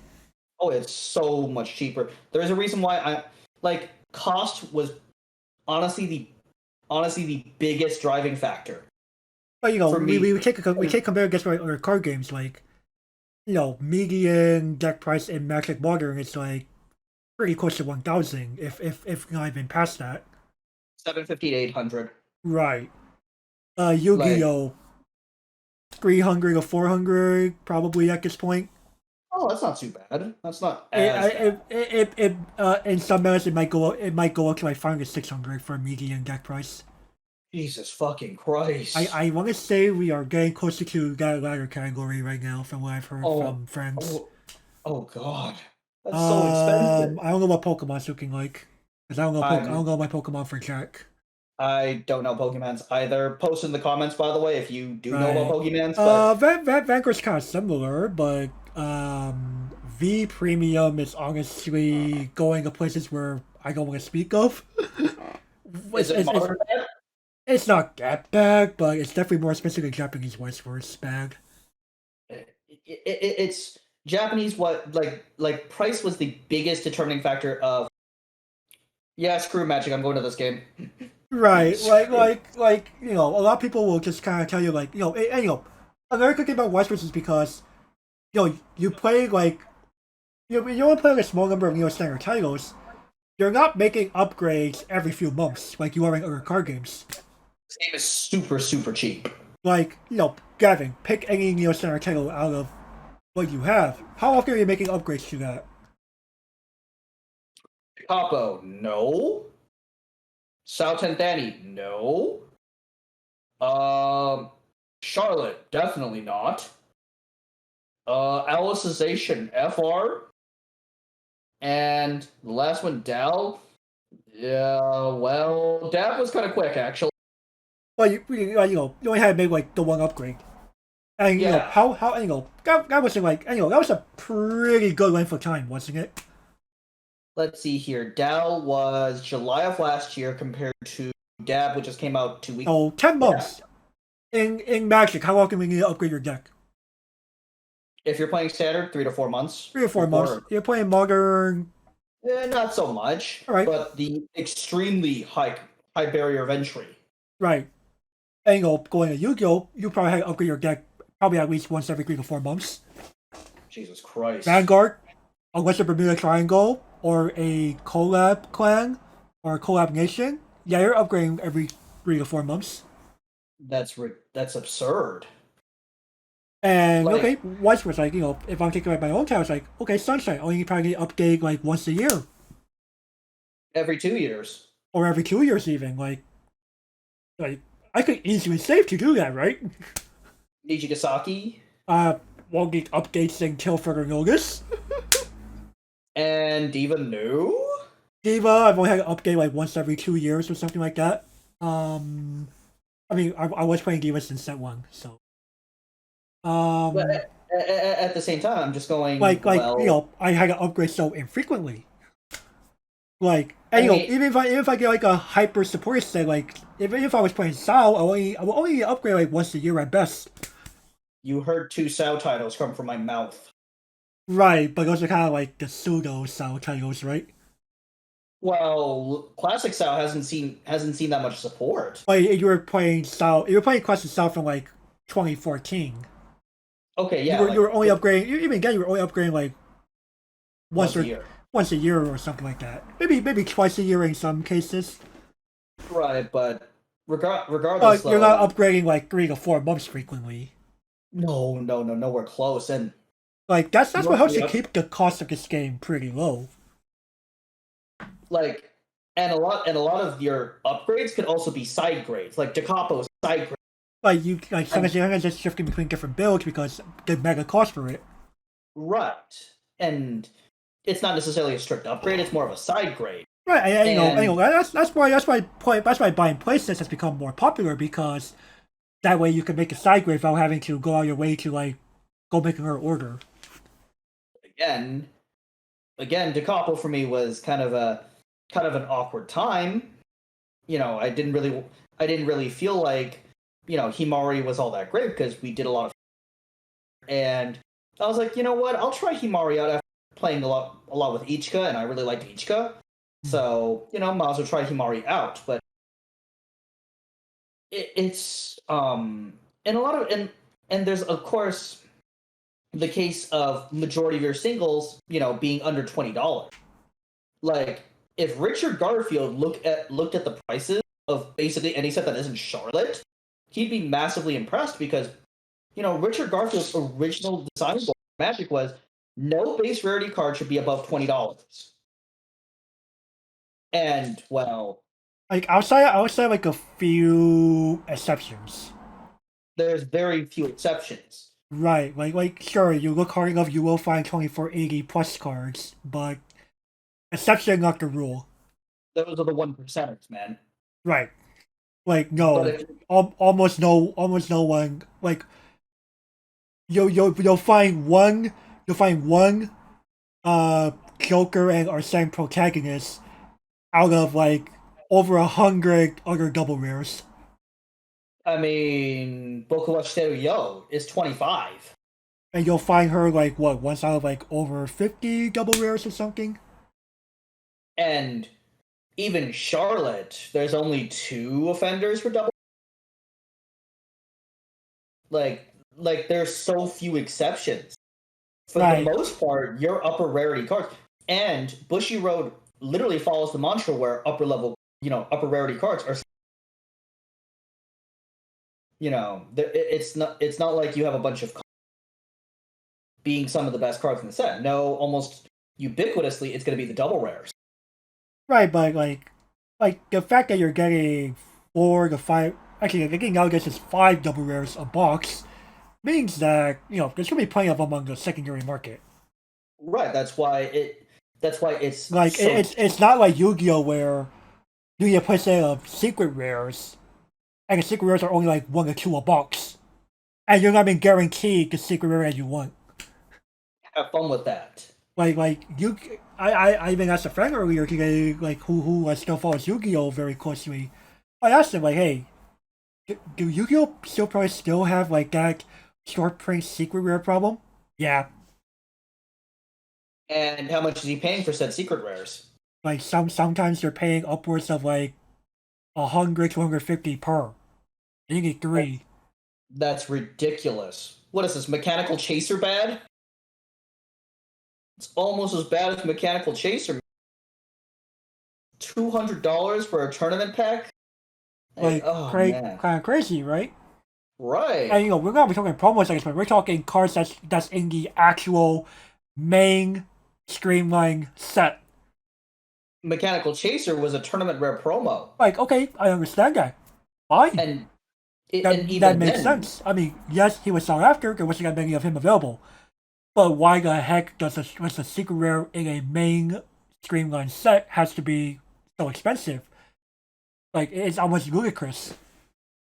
and again, there are actual alternatives within Weiss that you could easily play.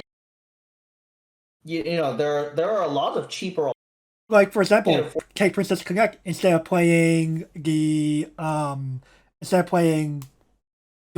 double R level 3 Carl, you could play Siren. Yeah, Sauron is $3 compared to Karu's, I think. Actually, let me double check her price real quick. Actually, you know, just to make sure. For But sure. yeah, she, you know, at the same time, nope. Or the fact that like nowadays we have quite a few usable trial deck cards. Shortcut, man. What's that? Shortcut, man. Right, shortcut Ichika Nakano. Like Fourth coin cup with Yoshiba Nakano. Like cards ridiculous. Like the card, that fucking TE card is the most expensive card outside the double rare pluses. Right, it's almost funny. Like, though Quintuplets is a very, very different problem because it has the double R plus rarity, which is very, again, exception not the rule.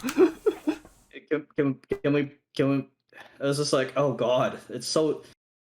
It's ridiculous. The double R plus system honestly low key needs to go. It turns Weiss Schwarz more into like a Yu-Gi-Oh product. And man, I'm so glad they're eliminating it for set 2. I'm so glad. Yeah, man, it saved me a lot of time from having to design cards. Shit. You know, well, you can't. Oh, I just found it. Oh, okay. Actually, no, they're the same price. What? Actually, no. Excuse me, I just looked at the Fugo. Excuse me. Carol is $7 for the Aqua versus Saren's $3. Okay, that's not too bad. Or you know, what's another like good example of like alternatives? Actually, we can actually go with like okay, we could even take let's say Nichigasaki as a more recent example. Instead of paying for Creamy Berry Ayumu Uehara, you could pay for homepage reveal Kasumi Gakasu. Yeah, instead of paying $10 each, you're paying penny. You're paying $1. Well, you could argue that Kasumi Gakasu does a better job anyway. Yo, the homepage reveal OP. See our review on that. You know, it's or hell, you don't want to pay $7 for the Eye Aqua. You can pay $1 for Shizuka. I wouldn't call them the most equivalent, just because Shizuku it's close, but I wouldn't call it a real equivalent. They're both defensive early plays, dude. And Shizuku doesn't die in response. I does every time. True though. You know, it's just or hell. If you don't want to pay $5 for Emma, Dream Journey Konata, 50 cents compared to $5. Hey man. Even though people will disagree with us to high heaven that Dream Journey is trash, that Dream Journey is actually will disagree with us that saying Emma is bad and or even the Regenerator Karin. So much better, man. Like or hell, that's Sleeping Creature, man. Actually, no, Sleeping Creature doesn't have any equivalent. It's gonna be like, what? Yeah, it's very kind of cheap as it is. But say say instead of paying for emotional power, that's enough. She's $10. She's kind of pricey. You could pay for. I mean, Gavin would probably tell you to go towards Karin. Yeah, Karin's amazing, man. She's $2. She is But like literally the cheap. even the same rarity like in double R's, there's a wide spread. You will have those cheaper double R's that are honestly undervalued in our But with, opinion. but with Rena's not bad for $2. Oh yeah, Rena's definitely not a terrible finisher. Sure, you gotta work a little harder, but you'll be rewarded. Sheer Rico, man, the best level 1 combo in the set is $3. And you really don't want to pay enough for that? What's the trial deck combo at? Let's see here. Miss Ayumu is $1. You could go for that, and you wouldn't be doing you wouldn't be doing anything wrong. No, Tokimeki Runner, the Tokimeki Runners combo is amazing. Like Weiss Schwarz allows for viable budget options, like no cap. look at ReZero Set 1. Classic example of dirt cheap. All right, let's go through some quick examples here. Remakane, $4. Blue Maid-Haired Rem, 7. Felt, Royal Election Candidate Felt, $1.50. Emilia Mahu Tenshi, the silver-haired beauty, $6. You say Maho Tenshi? Yeah. It's Maji Tenshi. Maji Tenshi, excuse me. But seriously though, Emilia is $6. Like, And you know, those of you who've been following us for a while know that we still rate ReZero as a pretty it's still a pretty solid deck in competitive play. ReZero is scary, man. Right, like some guesses kind of have a very tough time against it. Yo, dog, that furball is 15. That's one of The your more furball- expensive cards. The furball's 15, man. Man, Japan is on the exile plan. Hey, it's not a terrible plan. No, it's not.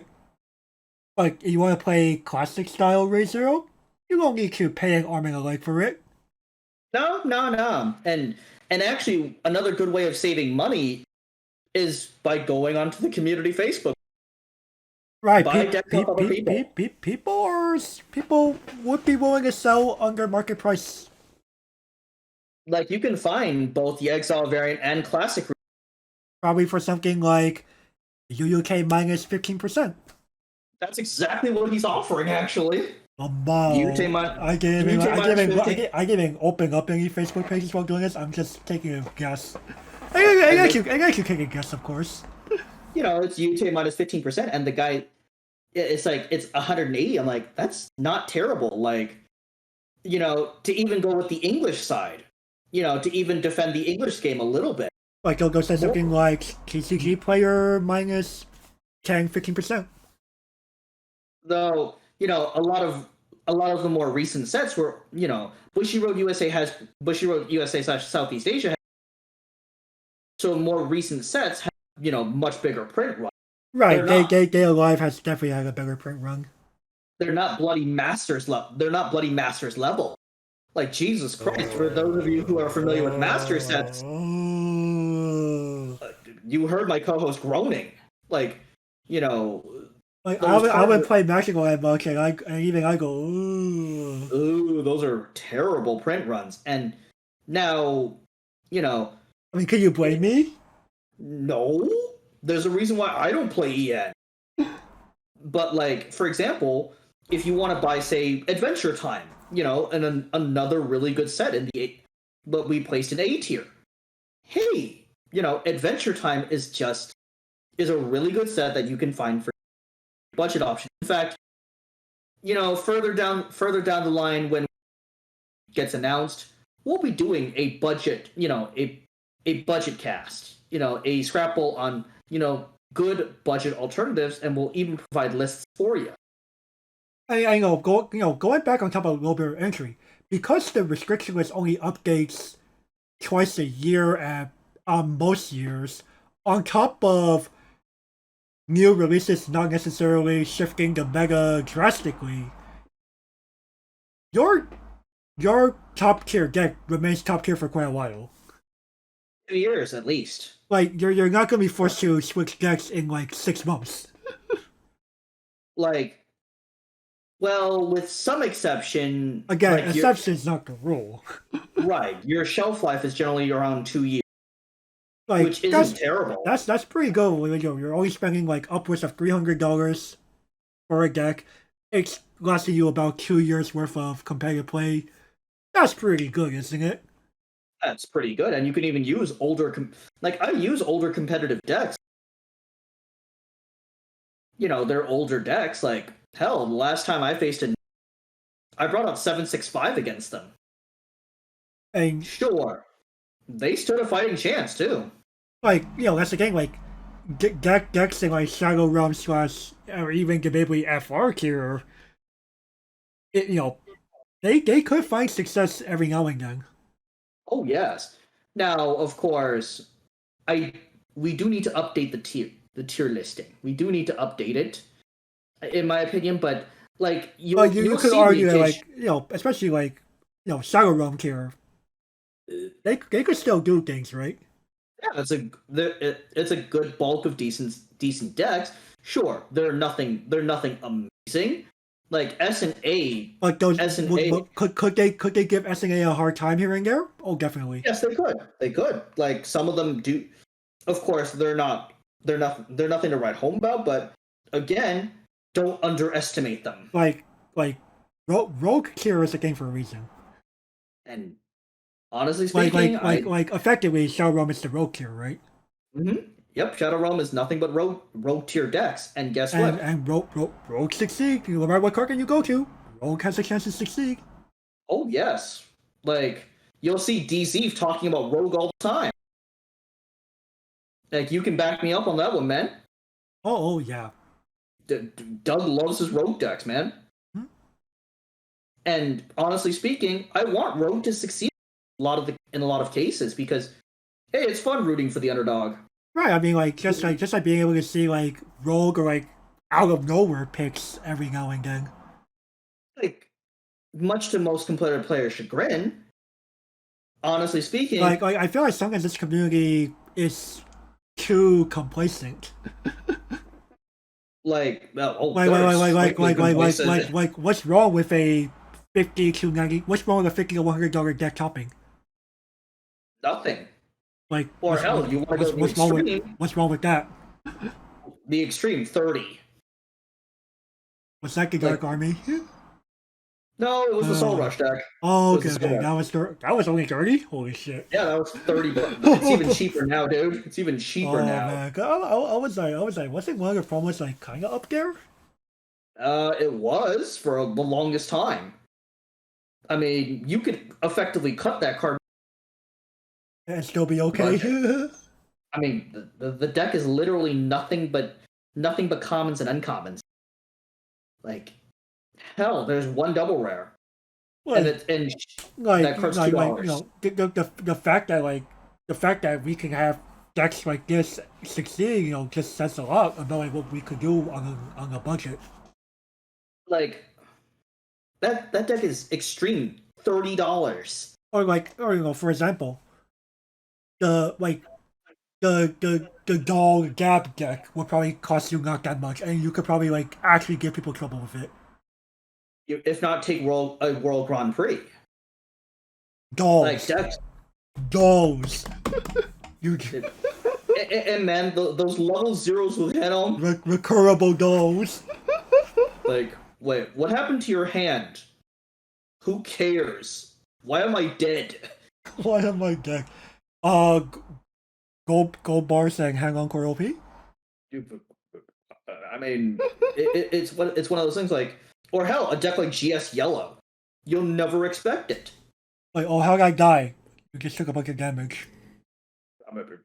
Or, it's one of those things like, or hell, even a set like Beaufort. Beaufort just released in English, and not many people know what to do with it because it didn't.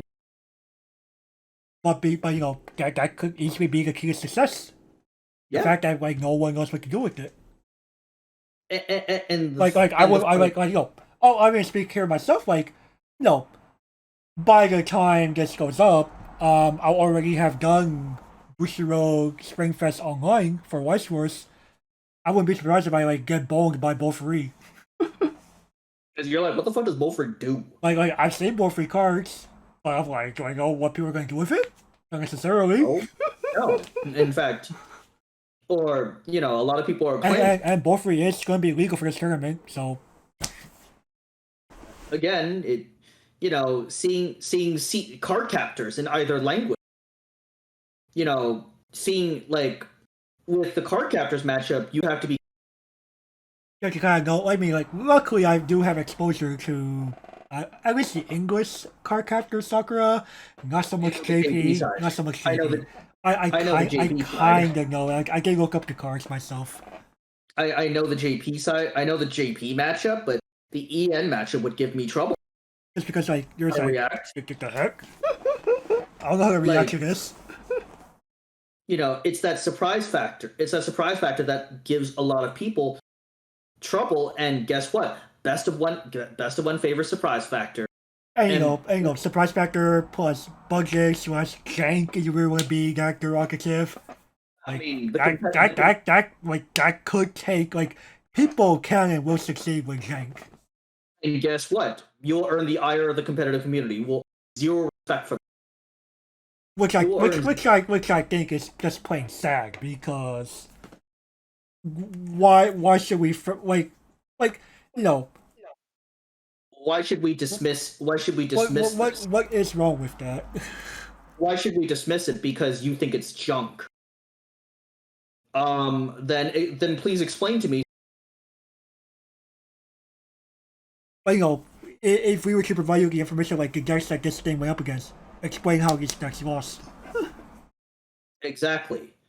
It's like, it's and just goes probably saying it's like, they just got sacked or they had bad luck. Again, and best of one format. Like, welcome to Weiss Schwarz. You knew what you're signing up for. You chose to enter a best of one game, dude. You want best of 3? Host your own tournament. Exactly. You aren't going to get that here. Like, hell, and you know what? I cheered for the Rogue. I will. I've happily have sacrificed myself to the Rogue deck to see the Rogue deck succeed. I'm like, you know what? I'm more than happy to, because I'd rather see the Rogue deck than even my own success in this game. You know what? If it let's level with the audience here, man. Let's say, for example, you're 4-1. You know you're going to get bubbled out because of diversity. Your opponent is the Rogue deck. Okay, sure, have it. and you're like, and you know what, sir and/or madam, I concede here. I will sign the match slip. You can have it. Like initial discard.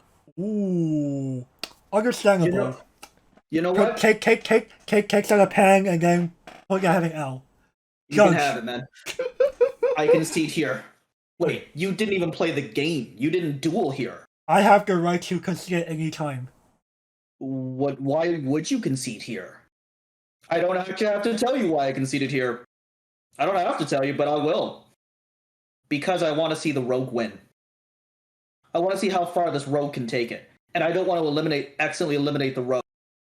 While also not making it in myself. I'm gonna bubble out anyways.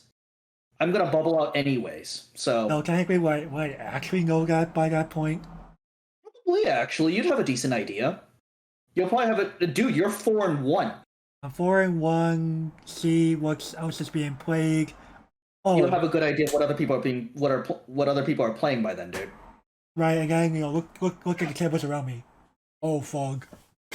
Yeah, I'm gonna bubble out anyways. Fuck it, I'll sacrifice myself to the.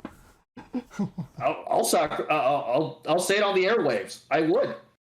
How many other people can you think of besides us that would sacrifice themselves to? Very few, if any. Very few, if any. I might actually just concede there, but I'd actually ask the Rogue. Might actually just play the game out with the Rogue as a quote unquote friendly game. Right. Like, hey, no stakes anymore. You already got in. You still want to play anyway. Might as well. You know, Role player, we have anything else? we got time to kill. Yeah, we got 30 minutes to kill, man, minimum. And we're not on a time limit anymore. On paper, you're advancing. Right. So even if time is called, we can just keep going. Exactly. And if Luke questions it, here's a slip, Luke. Wait, what happened? I conceded. Beginning of the duel. I was allowed to concede at any given moment. And I conceded. That is my right as a player. And do I also, for audience clarification, do you actually have to tell Luke why you're conceding if you do concede? You actually don't have to. Oh, okay. So I can no. The rule should be such that a player may concede at any time during a round for any reason. Oh, okay. Even if it's a reason like that. Right. You're like you're No. like you know. You could just you're not free to say anything, or you're not forced to say anything. Rather, more like, okay, you conceded. That's all I needed to know. He will advance. If anything, Luke would just like confirm like he does usually. Okay, so Gavin, you confirm here that your opponent won this game. Correct. Yep, I'm done. Okay then. And my opponent probably look at me and shock. I'm like, yeah, 100%, man. I want to see how far the $30 deck can go, man. You made it all the way here? Okay, fair enough. And I'm not going to advance anyway. There you go. Open up the opportunity. I'd rather give my slot. I'd rather give my slot up than have the slim odds of advancing. Oh yeah, no, it's a difficult path. Like, if my odds of advancing are like 2%, screw it.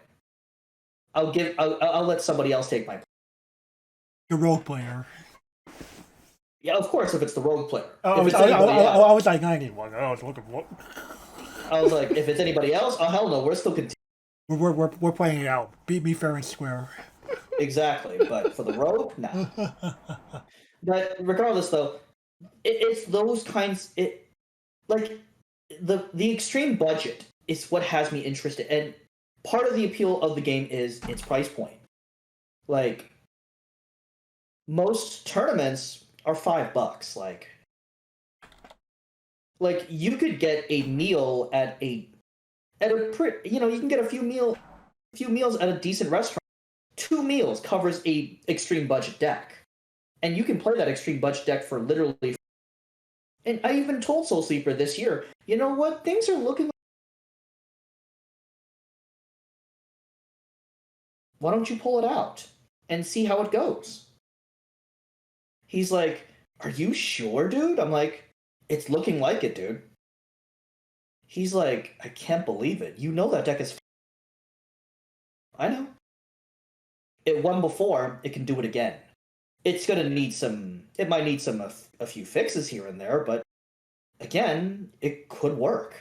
Like, he's like, all right, you already know how to play that deck. He's like, how much standby do you suspect? Quite a bit of it, actually. Low key, the answer is yes. Yeah, mid key, the answer is yes at this point. Depending on what other sets give us this year, yeah, I think I might actually be back towards that deck. But regardless, though, that deck, the fact that I'm even pushing him towards a $30 piece of jank for high level competitive play should speak volumes. Oh, definitely. Should speak volumes. He has good decks like Slime. He has Slime ReZero. He has Slime ReZero Rizaya. He has. And yet I'm telling him to go with what a lot of people would say is a giant pile of shit, and most other people would tell him to ignore, say that I'm just crazy. But consider what that deck does. I think a lot of people, like to propaganda against things that beat them, honestly speaking. That happens in like a lot of games, period. Like they don't want you to play the answer that the response. Like they'll purposely say that deck is because it doesn't do anything. But that deck beats the crap out of whatever you're playing. Like it's propaganda. I can't think of a better word for it, man, but it's effective. It would be like saying, it'd be like saying during the Cold War, Russia saying America bad. Communism for the win. Or it would be like the US and the Allied forces. Stock markets are a lie. The Ruski's evil. The Ruskis are evil. The Reds are evil. Right. It would just be, base level propaganda.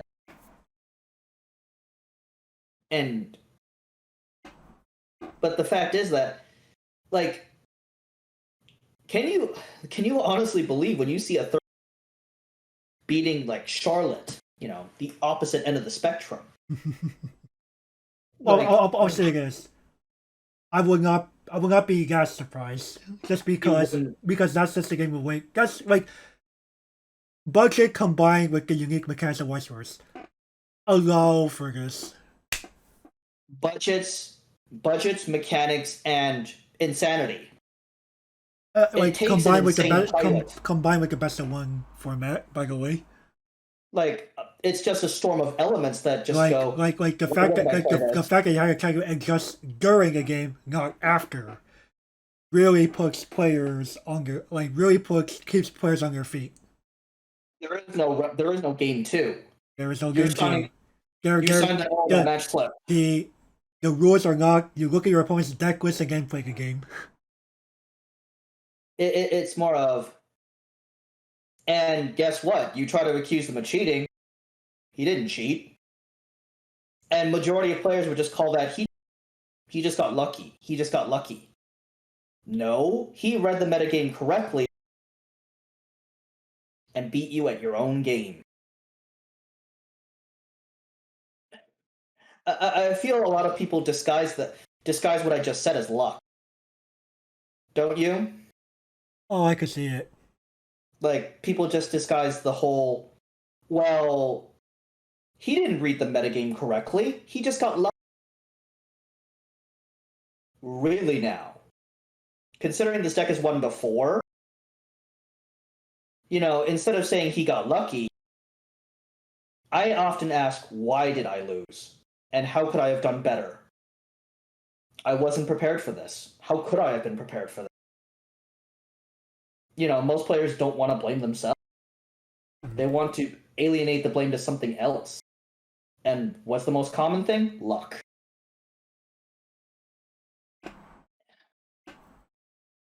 But regardless, though, like, even if you want to invest in the top 2 sets, deck-wise, actually, you're looking at around about $5,000.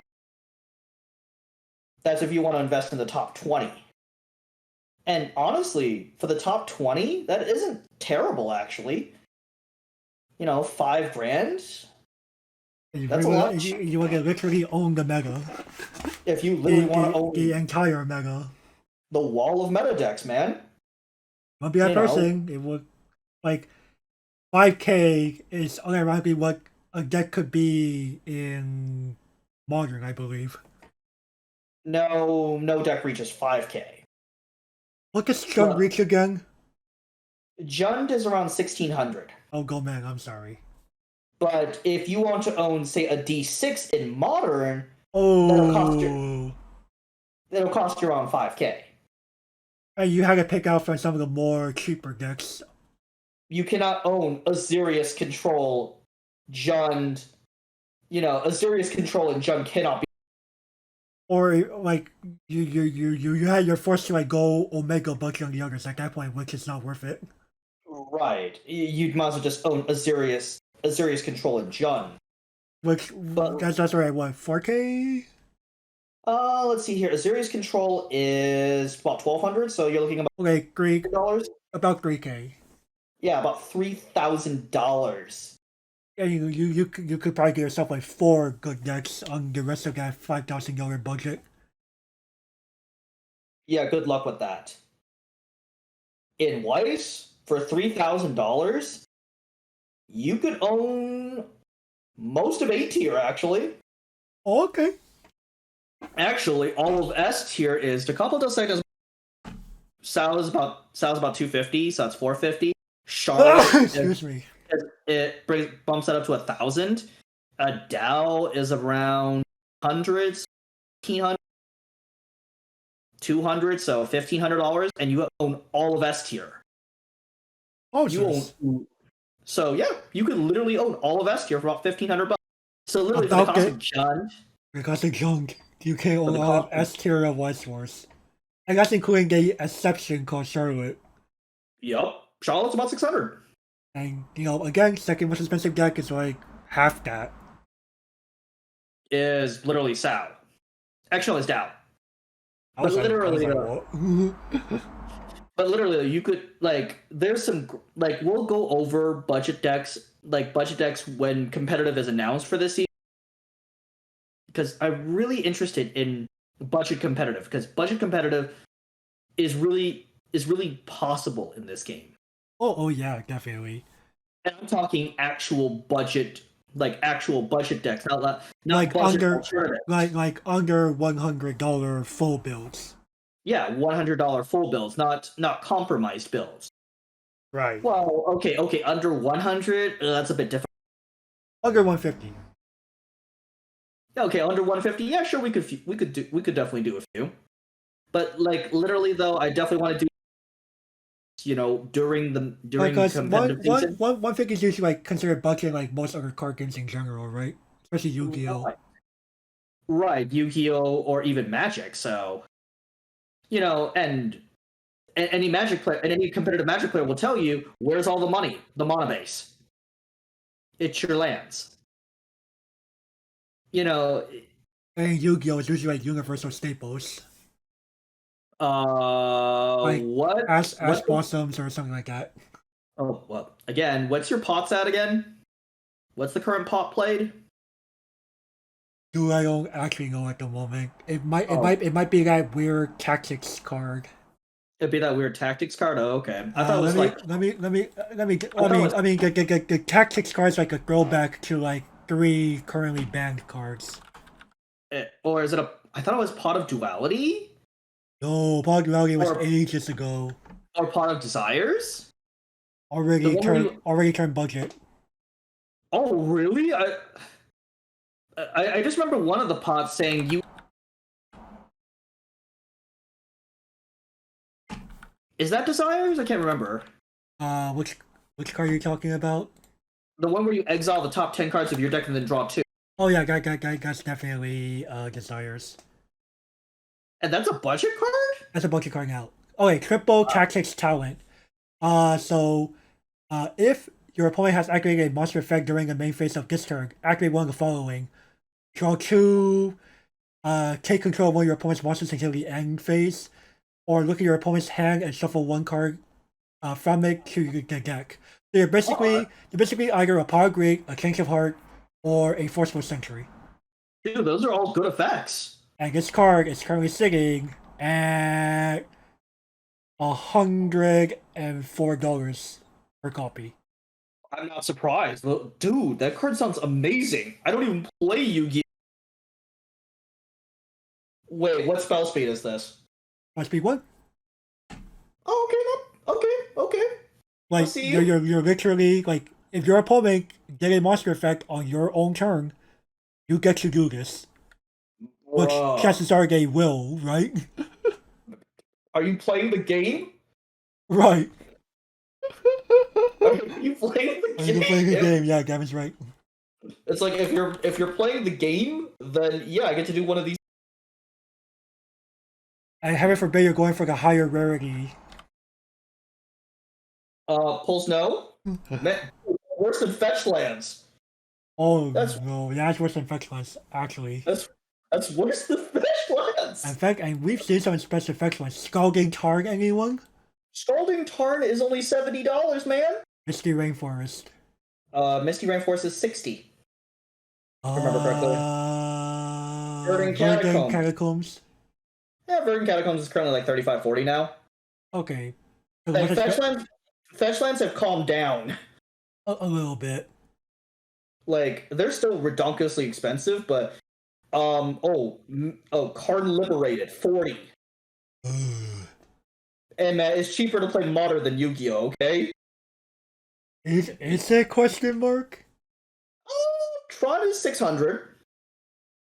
I believe the BDIF and Yu-Gi-Oh should be like around that price. Or one of the BDIFs rather. I don't know, man. That spell you just mentioned. What in the Sam Hill? Like the rest of your cards will not be that expensive. Like okay, sure. 3 of your cards are that expensive, but like you can easily build the rest of your deck for like 300. Oh, okay. Compare that And that's including side deck and extra deck. Oh, okay. Compare that to Weiss. Pick a good deck that isn't Charlotte. 300, sure. Like okay, that's 3 triple tactics talents. What? That's 3 cards out of 40, sir. Right. Where's my extra deck? Where's my sideboard? Exactly. No. That'll be another 300. What? I could build 2 Weiss decks for cheaper. Like, you know, I eventually want to do like okay, you want to learn? Okay, here's how much it is to play FR. Like FR, like is it all that great? Like yeah, it's a lot cheaper. Compare that to Magic and Yu-Gi-Oh. Yeah. Now people might say, well, you get one for your play in Magic. Not so much Magic anymore. But buy MPL. You know, goodbye one of the biggest reasons to play Magic. Right. Professionals pretty much shoved out. Now in Yugi, I'm not sure about Yugi. Yu-Gi-Oh is not like known for like a big like cash prize or anything like that. It's not the King's Ransom. Right. But at the same time, you know, it's better than Bushiroad, man. Right, but you know, at the same time, you're paying literally nothing to enter a Bushiroad event. Fair enough. Well, in Magic, you paid with your time. Right. Yeah. I mean, if anything in Weiss Schwarz, like, you know, think about like what we've discussed today. Chances are you're not getting into this game because you're looking to find big bounty. No. You're here to enjoy being a, you know, just like, you know, effectively something to go up here. You're coming to this game because you saw some characters in a franchise you really like that's represented in the game. You want to succeed with them, and you realize that it's not too expensive to build around that, and you get to enjoy relatively close games across most of your opponents because of the multiple chance factors that go on in the game. It's more of I like anime. It's not that expensive, and I'm not gonna get raffle stomped immediately. Right, and you're not like some 10-year-old veteran. It's not going to be able to hand you back to your maker instantaneously. I mean, they probably will, but again, it will happen on turn 2. I mean, the game's not instantly over. Like the game is not such that, you know, your opponent sets up and you don't get to play a game anymore. No, Weiss Schwarz, you get to play a game for a quick number of turns before you actually lose. Turn 5. Like you can't really know you're losing. You really can't know you're in a losing situation until like, you know, turn 4, turn 5, right? Right, but by turn 5 you're dead. Probably. Like you probably don't even have a chance to consider conceding. Right. At the same time, man, like Yu-Gi-Oh or Magic. Like the pacing can just look that pretty even. Right. But Matt, have you seen like the meta recently, man? Shit, everything bad. I mean, like if we just go like legacy, turn one, have answer? No, die. Oh, die. Or modern. Infect. 10 infect incoming. Any responses? No, you're dead. Or Yu-Gi-Oh. Oh, Dragon Link popped off. You have no responses. GG. You're dead. Or bro, you could lose to Exodia. Extreme example, but Hey man, you can lose to Exodia. there's a reason why pretty much nobody plays Exodia at Worlds anymore. It's a meme. I mean, like Pro Winston did it because he knew he could get away with it against the meta at the time. But at the same time, remember Sky Strikers, man? Miss Sky Striker. Those guys were those girls were annoying. Imagine having responses 5 ever. Your pulls no. At least Sky Strikers though, you at least played the game. You got to play the game somewhat. Will a lot of your games get denied? Probably. Of course. And Matt, it's barely a case of foot royal oppression, a stang handshake. or better than Jaugen the spiritualist, that combo. Oh, you're talking about the infamous last turn combo? Yes. Okay, flip over. What we're doing, like, pay 7,000 light points. Okay. I normally summon Jaugen. Okay. Start 1 pass turn. Flip over last turn. Oh fuck. Oh fuck. You're dead. Or better than fucking self-destruct button shenanigans. Mm-hmm. So obnoxious. But regardless though, you're not here to pick up a big purse. If you are, you're playing the wrong game. I'm sorry. Of course, we're not trying to dissuade the sweaty player entirely.